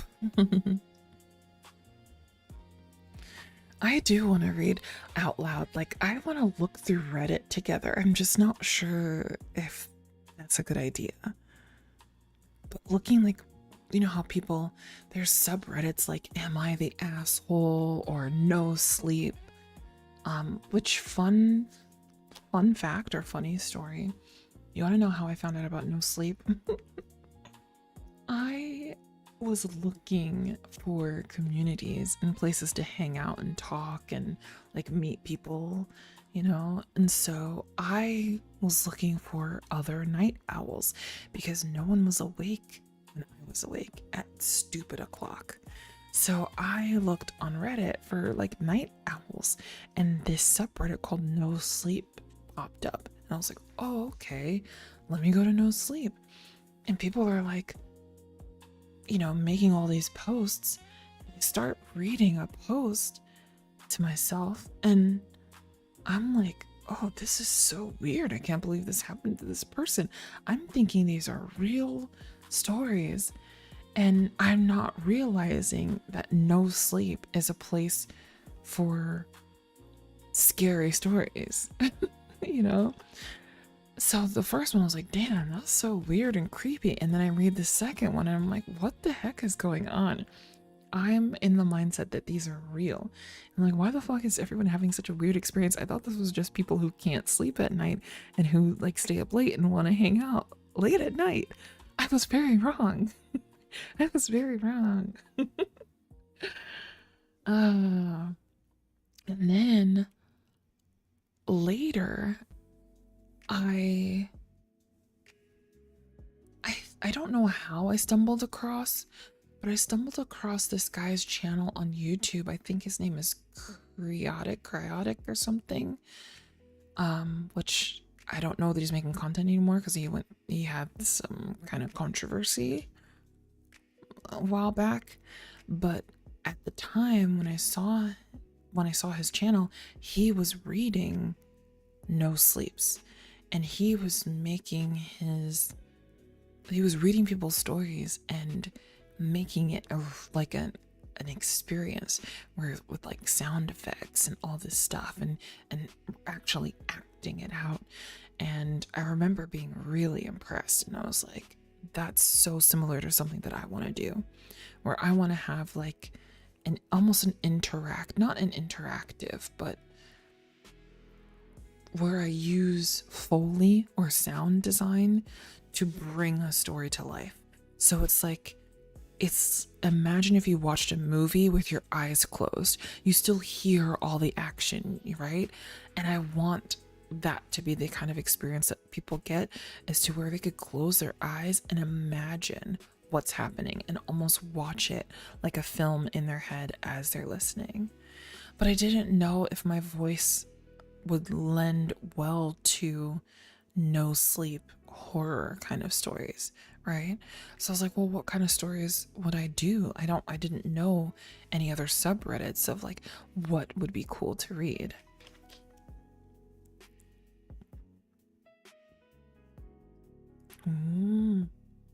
Yeah. I think that would be really fun to like explore and try to do.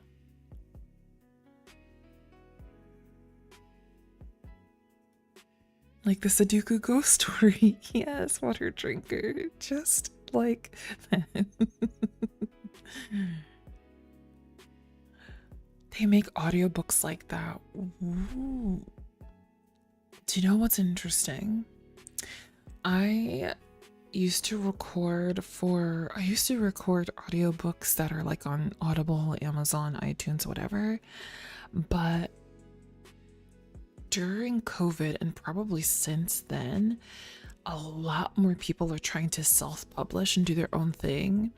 So for me, I wasn't getting like titles like Harry Potter, not that I would be good enough for something like that, but I was getting a lot of like self-published authors, and a lot of the stories started sounding like not great, and I assumed it was due to like language barriers, which I'm sure some of them were, but as time goes on, it's obviously because of AI.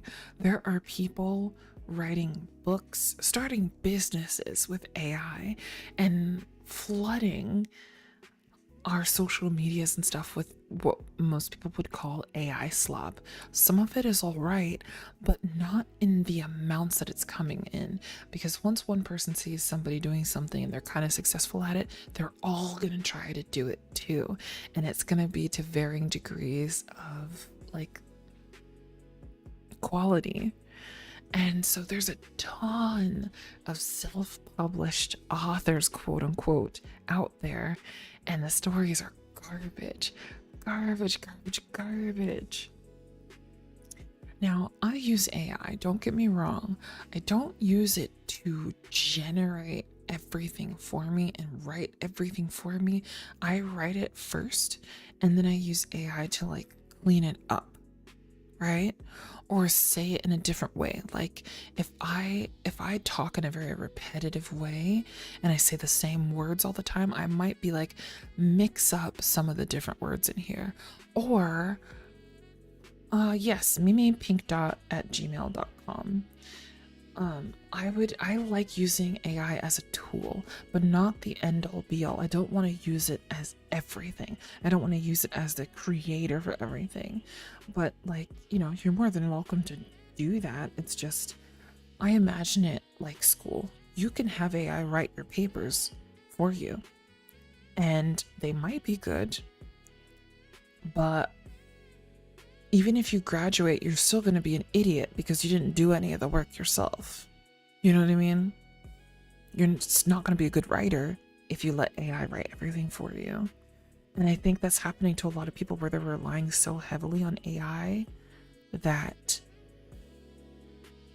I don't know, they're willing to believe things. Like, AI says things so matter of fact, so confidently, and a lot of times it's wrong. So yes, I like to use AI, and I use it every day, but I'm not someone who, like, I don't talk to it like a person. Like that lady, oh my god. There's this lady, I think I mentioned it on a friend's stream the other day, but there's this lady who, this is our indie folk songs now. There's a lady who used AI to help her talk to her psychiatrist and literally echo chamber her into falling in love with her psychiatrist and making her believe that he did it on purpose, that her psychiatrist made her fall in love with him. When she talks to him once a month for like 30 minutes to an hour, once a month, and it's this guy having some crazy plan. Ay. You can't with people sometimes. You emailed me something. Okay. Let's check it out. Don't look at my email chat. Close your eyes.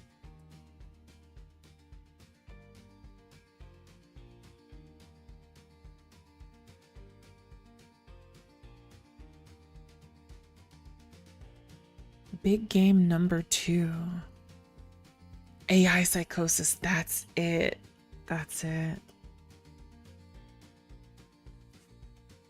If it starts with rain, don't read it. It starts with art. Okay. So tell me about this. What style? One, am I allowed to read this out loud? 2, what style are we reading in? Like, what would you say is the genre? And do you want background music while we read it? What kind of music?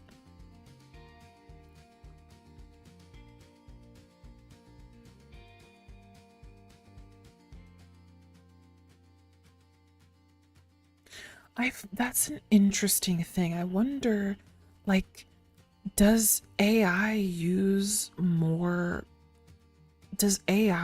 prompting have a larger carbon footprint than just how we regularly use the net? Like watching YouTube and opening up OBS and going live and being in Discord and playing games? Does AI use more energy than what we regularly do every day? I'm curious.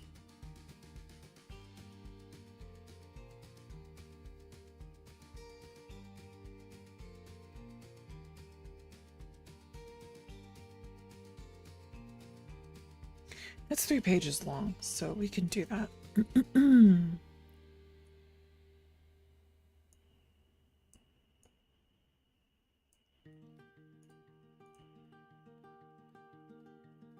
Oh, I see. So we're still supporting it technically, but...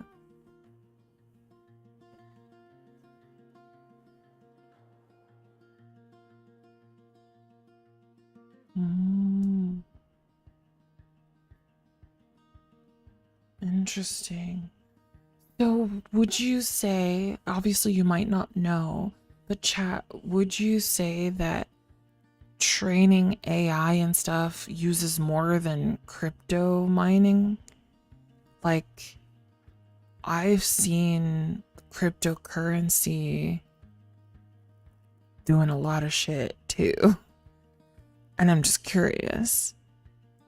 Do you feel the same about AI as you do about cryptocurrency?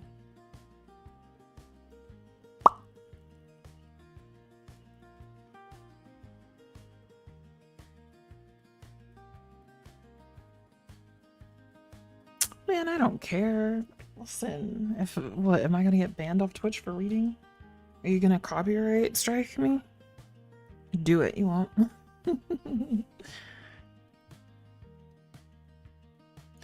Okay, so now it's comparable. Thank you, Liam, because I assume crypto was also quite bad.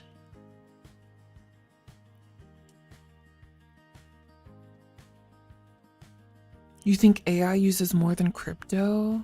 Ooh, I should show y'all a video I watched recently.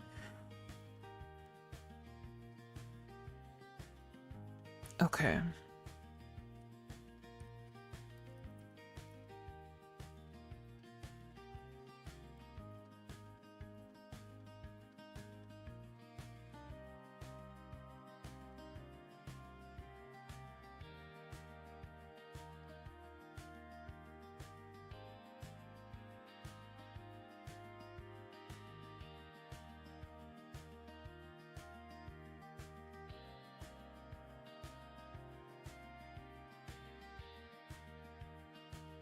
Right. And there are entire businesses who have huge areas of land, typically in quiet, um, uh,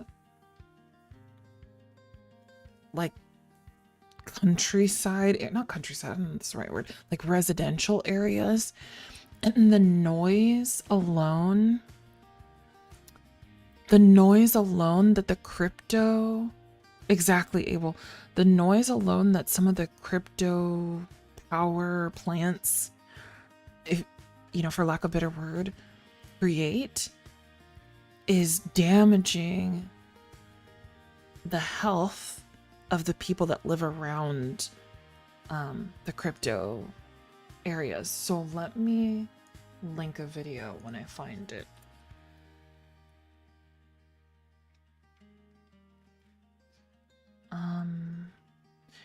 There's a video from a channel called More Perfect Union, and it says, I live 500 feet from a Bitcoin mine. My life is hell. So you don't have to watch it now, but you can. And can I type in here? Let's see. Does this go in both? Do you see this link on Twitch or YouTube? I have no idea. Oh, I don't know if that went through, so I'll manually type it. Here it is on YouTube.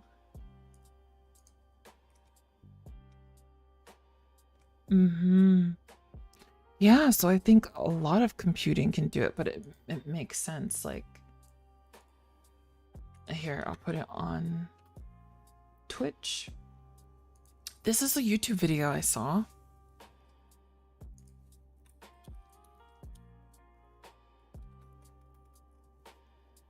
Yeah, I agree. I like this channel.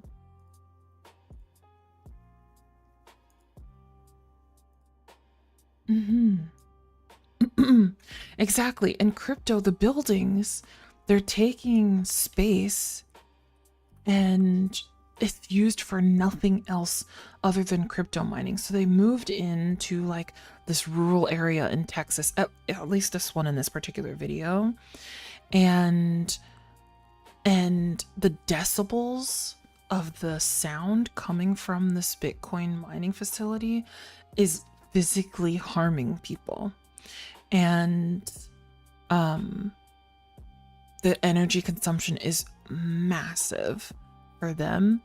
And yeah, they have poor health because they're getting like constant low frequency noise that's so loud it's causing headaches, dizziness, vertigo, sleepiness, anxiety, and just other health complications for people.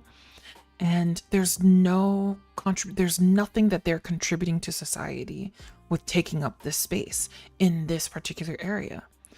It's nothing but harmful to the people in this area, right? They don't get food out of it. They don't get, any sort of sustenance out of it. They don't get paid from it. They get literally nothing. It's not a business that they can go to and purchase from. It's a mining area. But anyway, not to go too deep into that. It's an interesting watch if you care. And I wonder how that compares to how much energy AI is using. I find it interesting and a little bit scary. It makes me second guess supporting these companies. And it's really happening, and so that's that's upsetting, because they didn't get to choose. Like, they moved, their homeowners and things. It's not easy for them to pick up and move just because a business came in and fucked their shit up,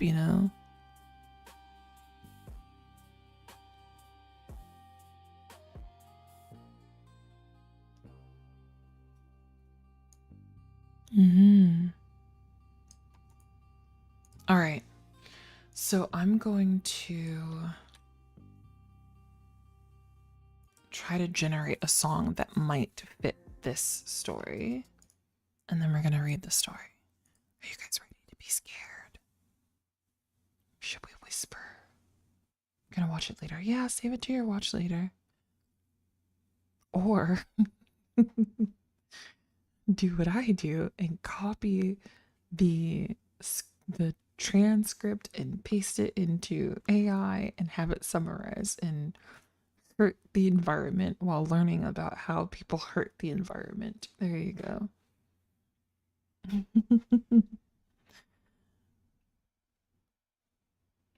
Tales from the Loop. All right.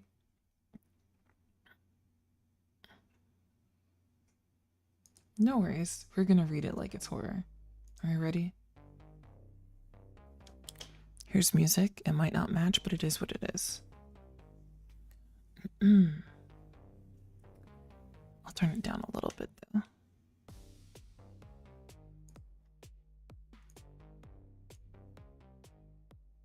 There we go. You can still hear it, but not a lot, right? Okay.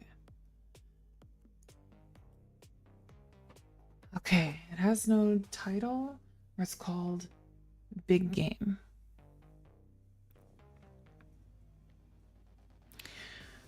Art is how a man makes his inner self known.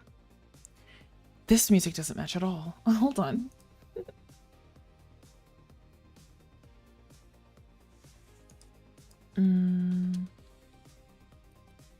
Hold on. We're gonna redo this before we start.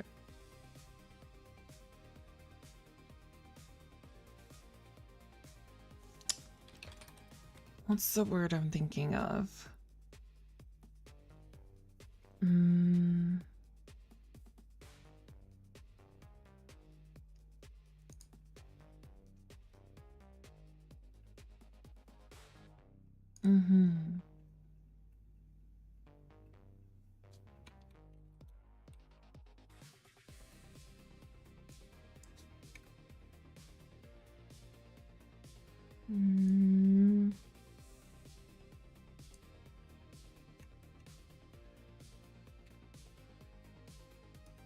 There's a word I'm thinking of that describes music, and it's not coming to me.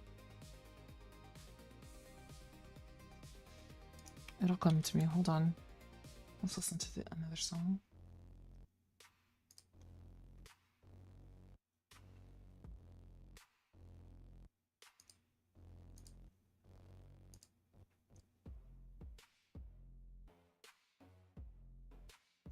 Ah. I've got it.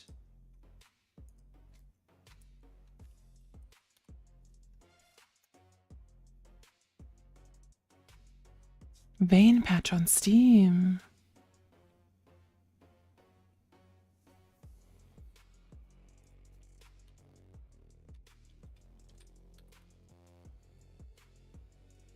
Okay. I got this. I think. We'll see. I'm generating music. I'm contributing. I'm part of the problem. I'm sorry.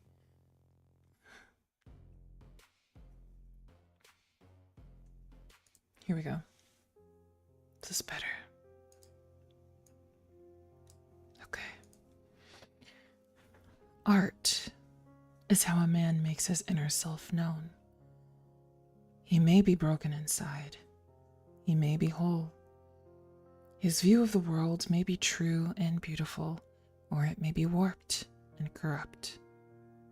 In most cases, all are true at once. Artistry takes many forms. When the brush touches canvas or the chisel taps marble, the artist's hands are recorded in the work. His shivers, his sighs. The untrained eye sees only the material. The trained eye sees only a bit more than that. But the work, the canvas, the marble, the clay, the art itself feels every iota of the artist and records it faithfully unto death. Is that him? A tiny flicker of movement in his scope refines the brushstrokes of his thoughts to the fine point of the present.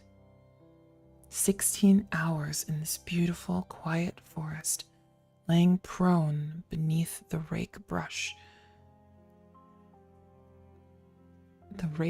grass and above the paddle brush mud.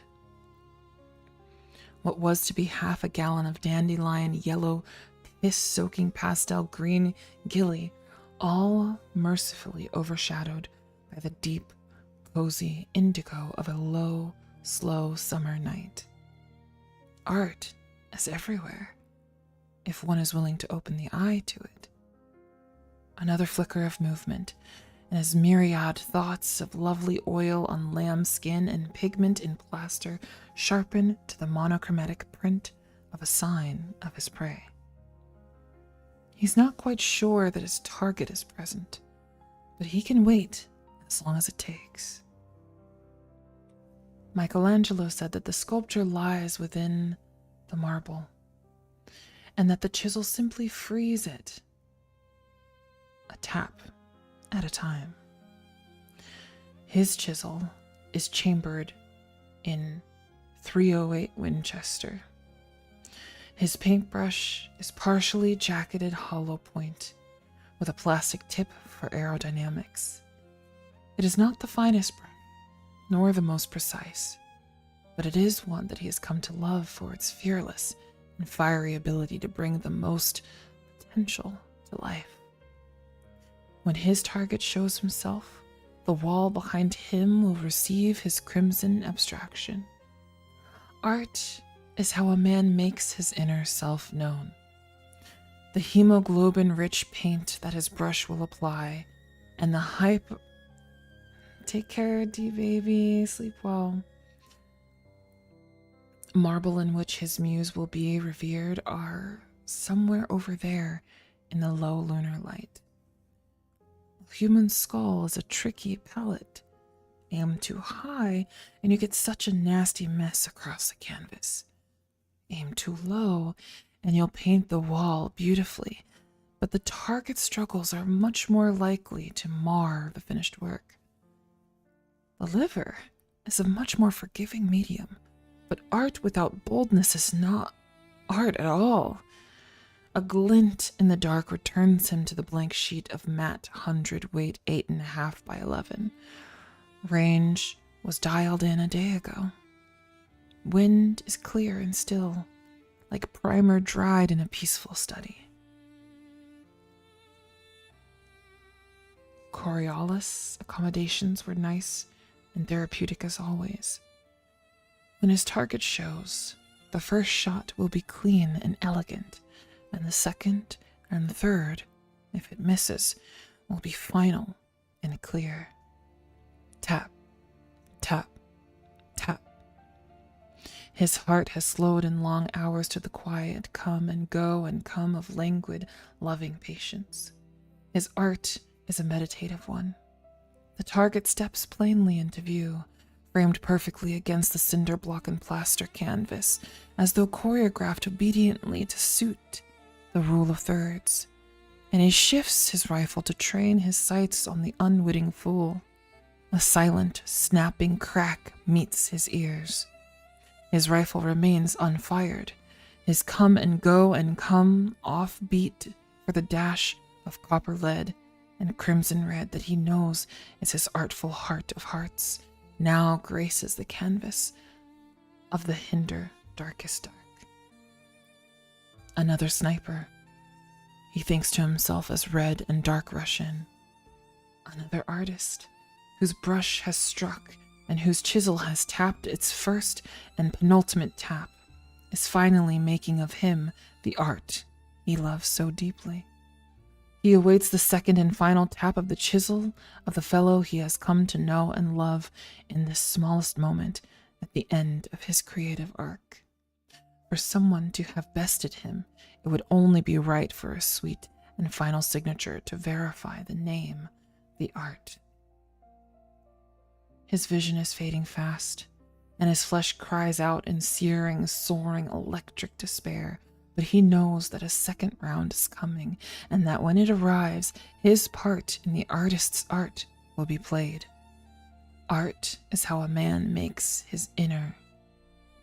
The silent, snapping crack of a finer artist's brushstroke completes his life's work.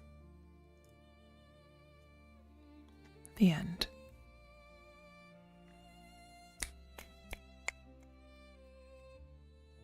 Deadly. That's actually really cool. Abel. Okay, my good sir. I'm scared. Liam, sorry. Not Abel, Liam.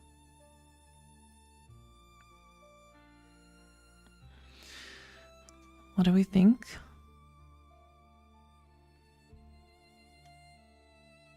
That's such an interesting way to put it. That's really cool.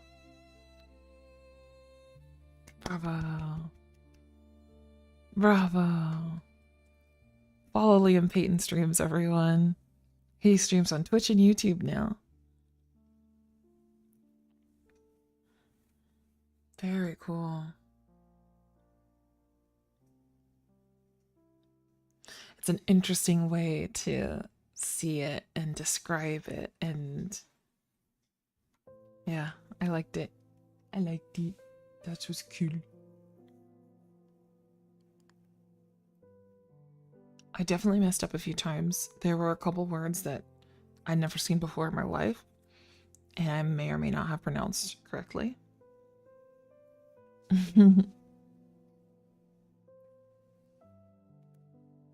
Cheers, cheers.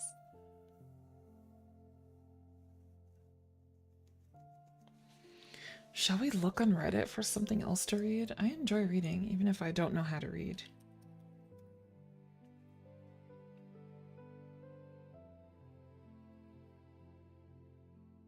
I like that.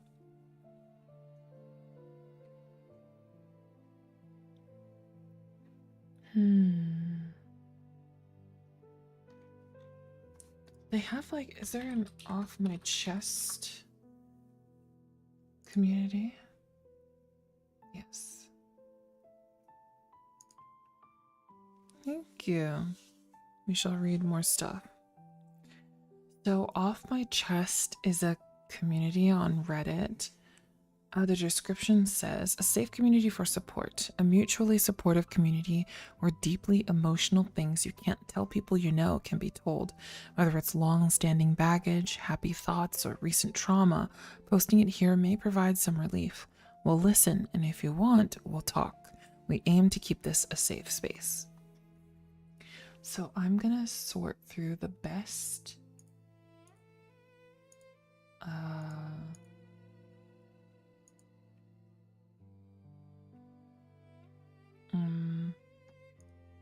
I want to sort through like recent. I'm not really sure how to pick the time, so let's see. Oh, I see. Top for this month. All right. I will let you guys choose between the first two stories I see. I'll just read the titles and you tell me if you think it's interesting. The first one says, my sister kept a voicemail from me for 14 years and I just found out why. And the second one, I became paralyzed from the chest down after a drunk driver hit me, and all anyone seems to care about is getting me back to work, and it's making me wish I just died. Now, some of these might be triggering for people. I know we're kind of like in a calm, sleepy, relaxed mode. So if this is triggering, you're more than welcome to click off or tell me to pick something else. So the first title again is My Sister Kept a Voicemail from Me for 14 years and I just found out why. And the second is I became paralyzed from the chest down after a drunk driver hit me. And all anyone seems to care about is getting me back to work, and it's making me wish I just died. We have a 2 and a 1. We need a tiebreaker. I'm too lazy for a poll. Tiebreaker. Tiebreaker. 1 or 2. 1 or 2. Okay, let me exit out of this.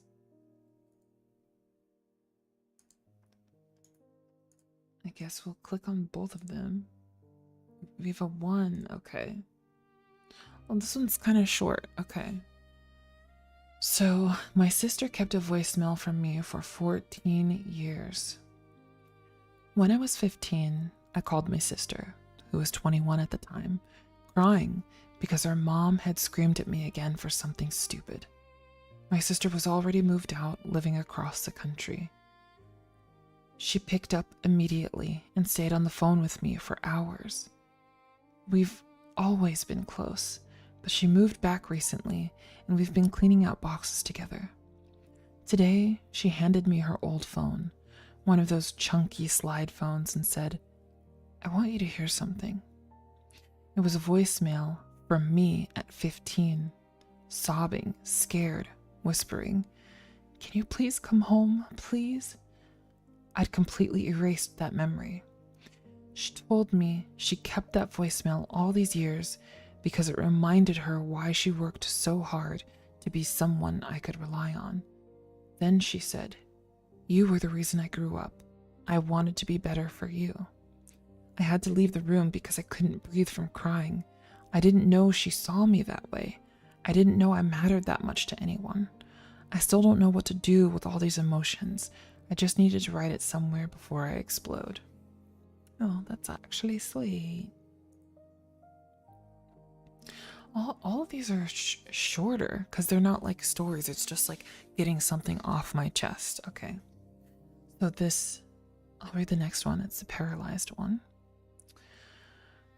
A drunk driver hit me driving home from work in July, and my life changed in an instant. I ended up paralyzed from the waist down. I'm grieving my old life full of travel and adventure, and I'm trying to figure out how to live in this new body that that resent and doesn't allow me to live. I guess maybe they mean reset. I'm trying to figure out how to live in this new body that reset and doesn't allow me to live my old life anymore. But every conversation I have with doctors, therapists, rehab staff, quote unquote support coordinators, seems to circle back to one thing, quote, getting you back to work. Like my worth begins and ends with being productive, and the only goal after my accident is to remain employable and contributing to capitalism. It's like enjoying life, reconnecting with the things I care about, or even feeling human again don't even matter anymore. I will never travel again, never get to have good seats at a concert again, just work, work, work, work. It makes me wish I just died.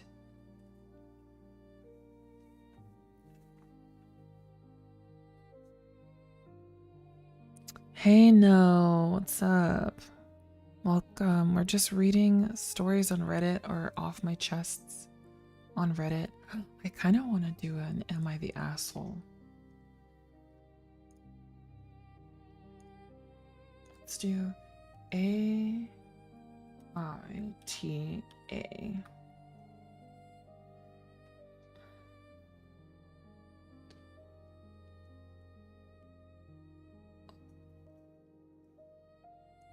Hello, hello. So we're gonna read an Am I the Asshole? And you guys judge. So I'm gonna look at the top stories for this month. And let's see what you guys think.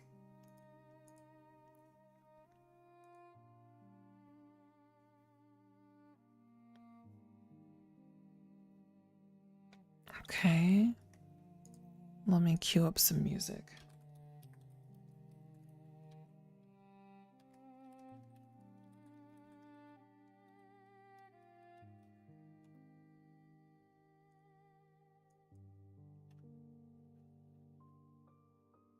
I don't know how to read. What are you talking about, bud?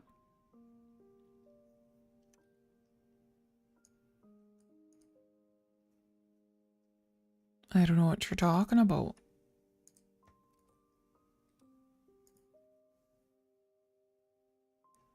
Nice, thank you.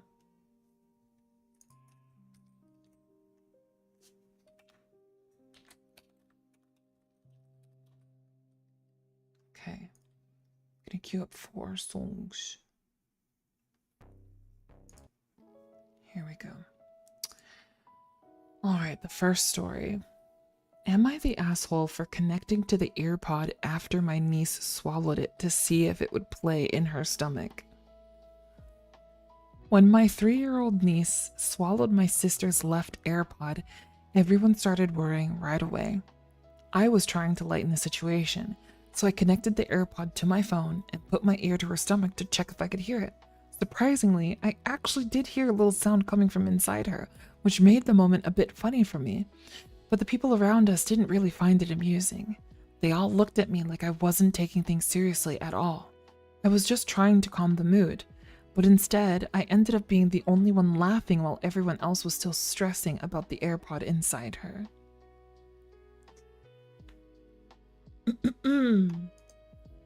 I mean, a 3-year-old swallowed something, so yeah, that's stressful. But one, you don't want to, I wouldn't want to stress out the child after they did something, right? Because they can't easily undo it. So I would definitely try to play with the child and make it seem like it's not that bad.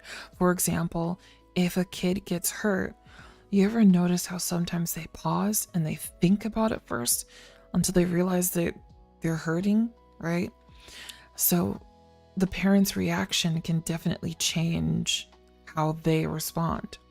So if the parent starts freaking the fuck out, like, oh my God, my child, of course the kid's gonna be like, oh, that hurt me. I'm gonna freak the fuck out now, right? And if the parent is a little bit more calm and tries to distract the child, they might not realize how hurt they are, or they might calm down faster. And so in this situation, like, I see what they're trying to do.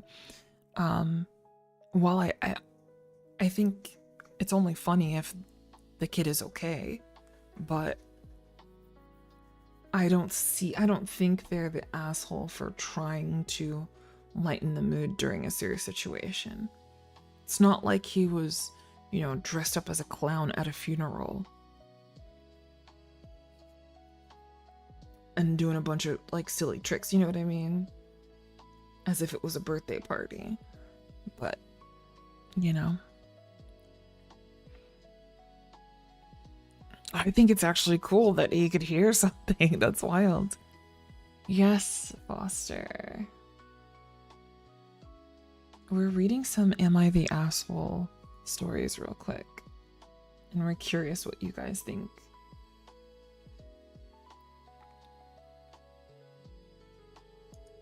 Alright, let's read this other one. Am I the asshole for not making my daughter-in-law coffee and telling her I am not a barista? Exactly, Abel. All right. My son and daughter-in-law, Emily, are staying in our home probably for the next month due to water damage in their home. The company is fixing the damage, but the flooring was damaged, so it's not very livable right now. They have only been here less than a week, and I am having an issue. I work nights, I come back home around 6:30 a.m. and then go to bed. My husband is usually up, so I make him a coffee or a breakfast before I turn in. Just something I like to do. More quality time before he heads to work. I asked my son and Emily if they would also like coffee or breakfast before they go to work. They said no to food, but yes to coffee. That was easy, and I just made 2 extra cups. I asked them to tell me if they want me to change how to make their coffee. I thought they would just tell me, use this cream, or if they had a preference on blend. Emily texted me last night and said she left instructions for the coffee. This morning, I came home to very detailed instructions on how to make a complex coffee. It was like a Starbucks drink. She wanted foamed milk on top, different syrups, a special coffee bean ground fresh, and a different brewing method. We have a drip coffee machine. Most of the stuff was on the counter. I decided I wasn't going to do that and just made the normal coffee. Emily wasn't happy, and we got into an argument before she went to work. I basically told her I am not a Starbucks barista and I'm not going to do all that. She told me I shouldn't have offered in the first place, if I wouldn't make the coffee for her, to her liking. We left on a sour note. I have been getting texts from my son about not being hospitable, so I am having trouble sleeping at the moment. Should I just make the coffee? Absolutely not. I would say you are not the asshole. I think it's assholish to request someone to do something so ridiculously, I don't know. It seems selfish, and I think it's wild that the son is doubling down, but maybe he doesn't know. Maybe he didn't see the text. And he's just, he's sticking up for his wife, but like, wife against mother is crazy. I do feel like the girl is an asshole. Especially after she just said, like, I'm not a barista, I can't do this. She still made her coffee. She offered to make coffee, and she still made her coffee. It's just what you're ordering, you're literally ordering something. You should be paying for that. That's not a simple thing. Like, can she do it herself? Then make your own coffee. At that point, like, you get the coffee the way a mom makes it. If you don't like it, you're more than welcome to make your own, especially if it's a whole different style. They got a drip coffee and you want a Starbucks coffee? Go to Starbucks. I agree. You're already putting the parents out, even though it's not your fault. Listen. Hospitable has limits. Liam says, if I offer to cook for somebody and they order beef Wellington, I'm gonna fart in a bag and hand it to them. Exactly, like, yeah, no. Exactly. That's wild. Or that girl is like spoiled and entitled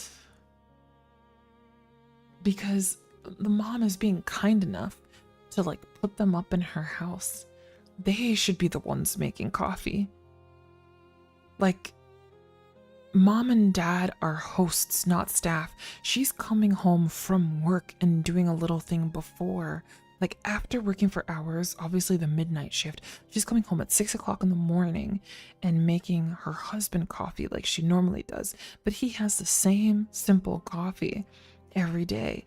Now, she offers to make coffee for the son and the daughter-in-law, but the daughter-in-law has a Starbucks ass order and gets mad when it's not made. She still made you coffee. It's just not exactly the way that you wanted it. But to be fair, she's tired and coming home from a long night of work, and you want her to make a crazy ass coffee with different syrups and shit and hot or cold foam. Shut the fuck up. Shut all the way up. Right, Abel? That's crazy. I would feel so bad for making someone do extra when they're already boarding me up, free of charge. I couldn't ask for an order like that, but that's just me. So I would say not the asshole.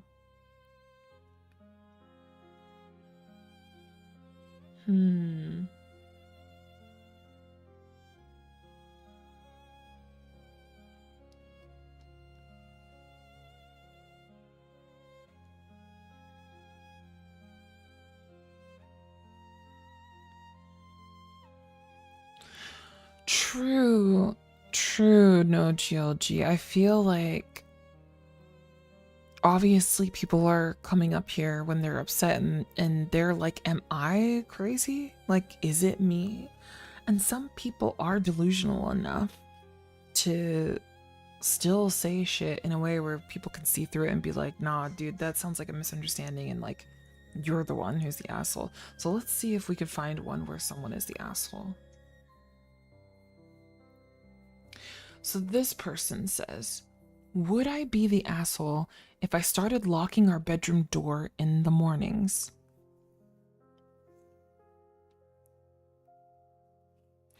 Would I be the asshole if I started locking our bedroom door in the mornings? Okay, this says, My husband and I are on different sleep schedules. He tends to go to bed around midnight or 1 a.m., and I wake up around 7 a.m. I don't get to bed until 4 or 5, sometimes 6 a.m., and tend to sleep until around noon. I'm aware my sleep schedule is horrible, but until I can get it fixed, this is what I'm living with. The issue is, my husband will routinely come into the bed and talk to me while I'm still trying to sleep. It's never anything important and definitely nothing time sensitive that couldn't wait until I was awake.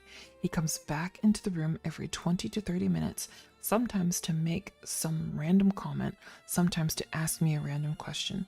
Sometimes he'll walk in and just stand in the doorway staring at me. I've told him before that this feels like a passive-aggressive attempt to annoy me into getting up, and that it results in me already being irritated before I even get up for the day. His response was that that's not how he means it, so it's fine. This morning, he sent our Roomba into the bedroom when I was still sleeping, and the thing roared and banged around in there for an hour. Would I be the asshole if I started locking the bedroom door after my husband gets up so I can finish sleeping? There's a second bathroom he can use. It's the one he primarily uses anyway, so I wouldn't be cutting him off from the only bathroom or anything. This way I can finish sleeping without becoming irritated at him first thing in the morning, and he could stop wandering in for no reason. I don't know if it's just an ingrained habit at this point, or if he really is trying to annoy me into getting up, but he hasn't stopped despite me asking him to. There are 2 edits, but I will wait for the initial response. I find that interesting. Well, I feel like both, based on what I'm seeing, I feel like both are kind of being an asshole.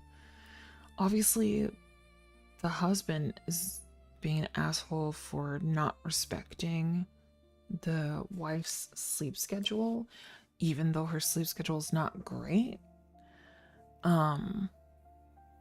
But also she would absolutely be the asshole to lock her husband out of the bedroom. I think that's an asshole thing to do. Especially if he doesn't have another bedroom, like if he wanted to go to sleep.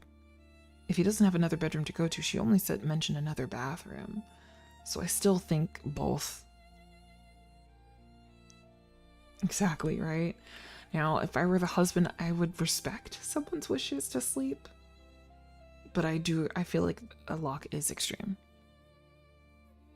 That means your communication is not great. So now edit. Since so many people keep asking why my sleep schedule is so messed up, I'll put it here.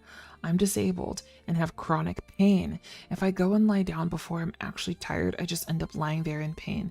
It's resulted in my sleep schedule getting pushed back later and later. Not ideal, but also not something I can just fix. I do not work. My husband is technically still employed, but is transitioning out and burning through his time off before he gets out, so he only goes into the office once every other week. Yeah, they need like 2 different rooms. But it's interesting why he's going in to like talk to her all the time when she's trying to get sleep. It makes me think that they're older. Maybe this person didn't put their ages, but I would assume that they're older. And maybe he's like, imagine if he's got like early stages of like dementia or some shit, you know? I agree, Abel. I agree. Here's edit number 2.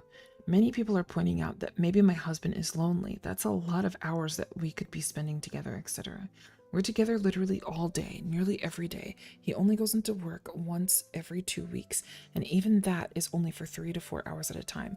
We spend the rest of the time less than 10 feet away from each other. We have plenty of time together. The few hours in the morning when I'm asleep is the most time we spend apart, quote unquote.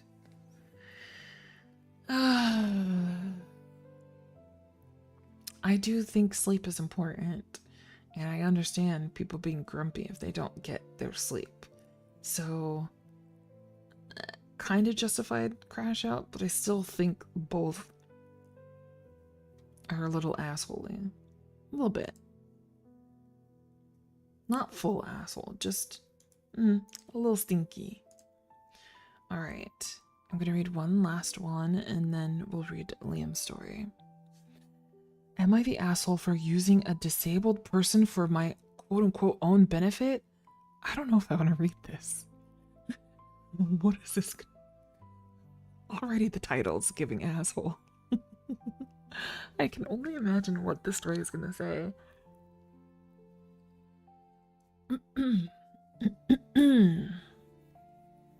Maybe he's just worried about her health and want her to have a better sleeping schedule by talking to her in the middle of the night or when she's sleeping. Maybe. I'm sure he doesn't. Like, he's her husband. I'm sure he's not trying to annoy her and piss her off. But it's like, I don't know.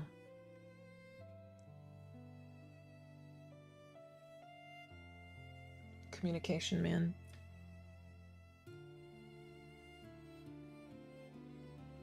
Effective communication is a hell of a thing.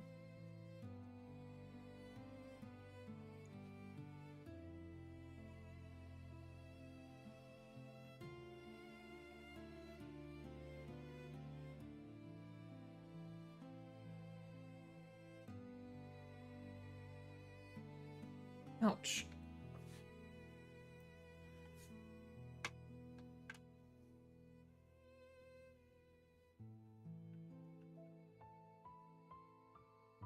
Exactly, Liam. I agree. Pain is absolutely a reason to live differently, but no reason to mistreat someone.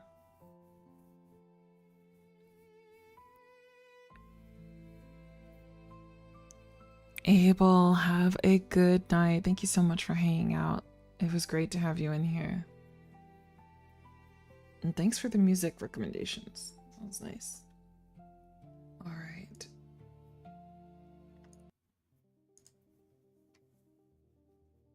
Take care, take care. All right, this is the last Am I the Asshole? So I, 18 female, took ASL lessons in high school, so that's American Sign Language. But up until now, I've never had a deaf friend. This year, I started college, and there's a deaf mute person in my class. He uses an interpreter during lessons. Everyone has been nice to him, but no one really tried to get to know him or actually befriend him. So he wasn't very close with anyone. I'm not judging them for that. Had I not already taken ASL in high school, I probably wouldn't have learned just for him either. But after I told him I knew some sign language and started signing with him, we naturally got close. Since September, I've been signing with him almost daily, and my signing has gotten so much better. Anyway, about a week ago, he suggested that I start taking sign language lessons again, and I joked, "That's what you're for." It was absolutely a joke. Like, I laughed right after I signed it, but maybe because my signing was off, I don't know, he took it seriously and got offended. I apologized and explained it was just a joke. He said he understood and even apologized for getting upset in the first place. He acted a bit distant for a couple days more, but eventually got over it and we're completely fine now. But today, one of my other friends told me that he said he noticed Nolan and I have been a bit distant lately and asked if everything was all right. I told him we had a little fight, but don't worry, we're completely fine now. But for some reason, he wouldn't let it go. First, he made jokes like, "There's some truth in every joke," which I laughed off. But then he said something like, "I knew you wouldn't hang with a guy like him for no reason." I was like, huh? Excuse me? I told him that was such a rude thing to say, and he said it was the truth. I called him out for being a bigot asshole and an ableist, which I guess got under his skin because he snapped back at me and said, I'm not one to talk, that I'm worse than him, and that I'm taking advantage of a disabled guy and using him for my own benefit. Am I the asshole?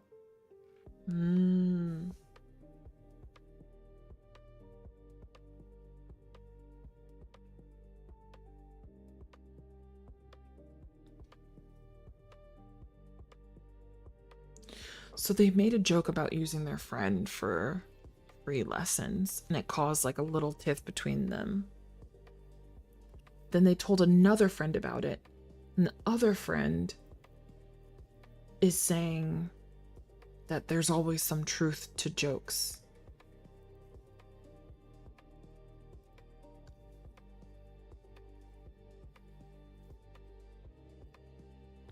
I guess the benefit is to practice American Sign Language without paying for lessons to learn it from a professional. They just learn it from someone who's deaf and mute.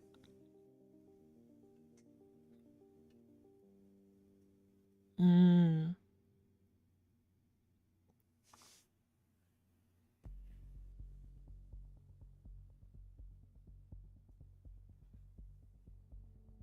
Mm.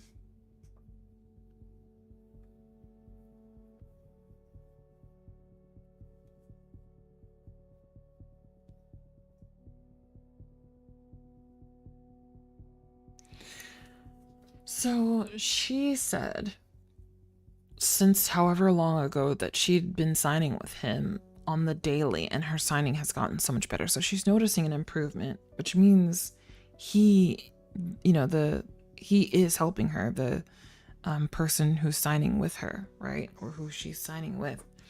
And so maybe his comment was to say, hey, you should take lessons and start learning how to do it again. One, so that I don't have to teach you, right? Like that probably was why he was upset.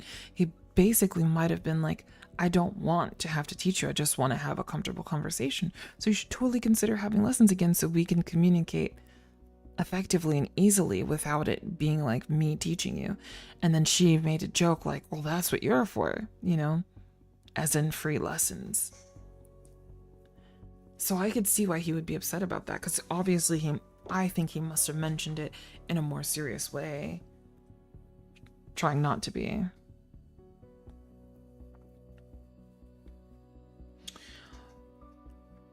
So I wonder if the other person, the third party, so the friend that she told about the situation, right? I wonder if they don't think she's really friends with this guy, or that she's only friendly with this person so that she can learn sign language. And so that becomes the issue on, do you actually consider yourself this person's friend? I would say they probably are friends.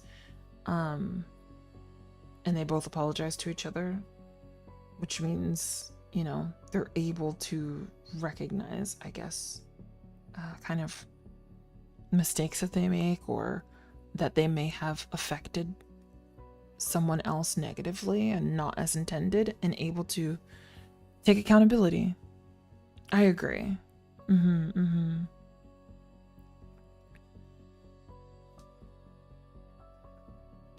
Based on how the person wrote the story, I would say they're not the asshole.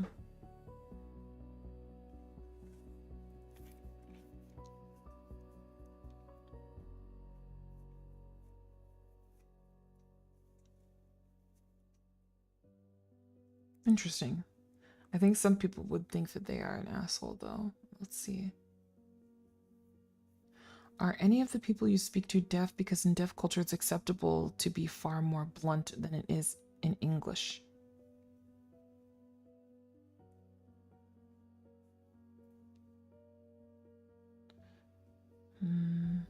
Because people are saying, I don't know, I spent a lot of time talking to people and friends who don't speak very good English. I'd never tell them to take lessons. I mean, why not? I mean, they do say exposure is the best way to, like, immersion is the best way to learn a language. You just learn as you go. But that's a lot to put on one person. She's only signing with one person. So that one person is expecting to teach her everything. Like, that is a big ask. I wonder if she talks with the interpreter at all. Anyway, interesting. That was that. Let's check my email. Yes, because they took a class before. So they knew a little bit.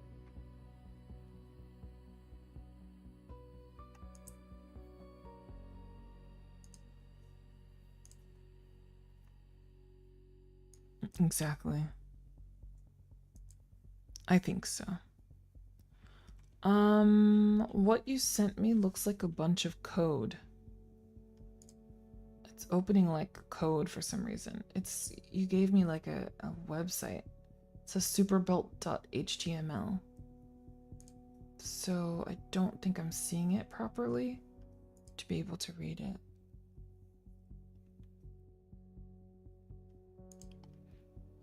The last thing you sent me was a doc, like a document file, but this one is an HTML, so I cannot see it.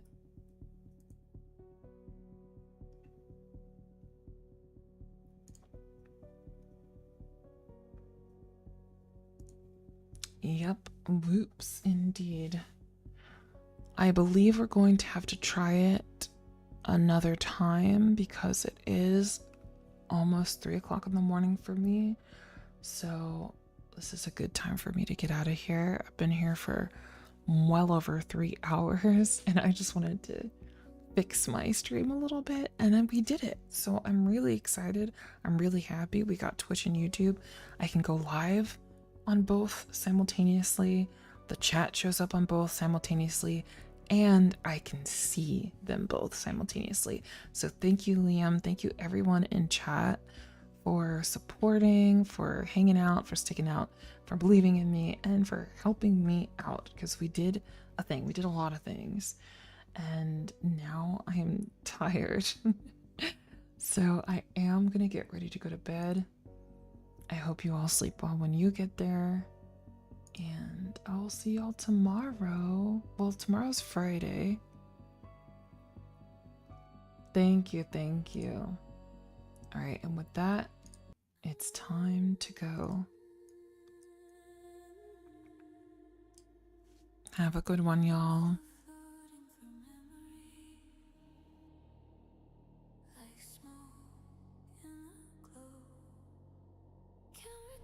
Day, but I remember the sound of your voice and the static spinning me around.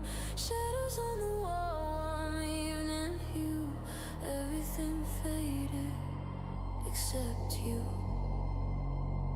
Weightless in a sleepless dream, falling slow between the seams.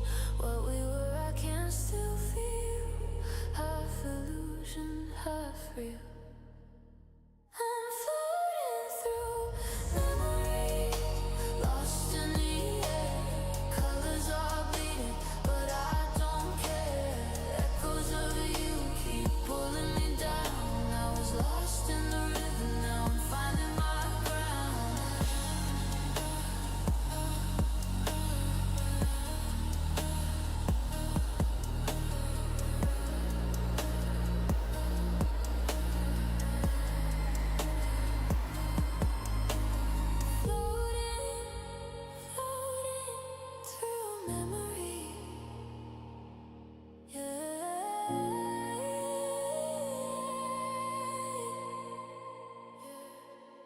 Finding my ground.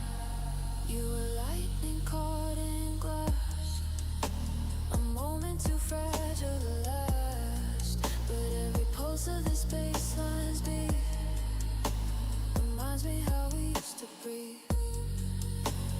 Weightless in a sleepless street.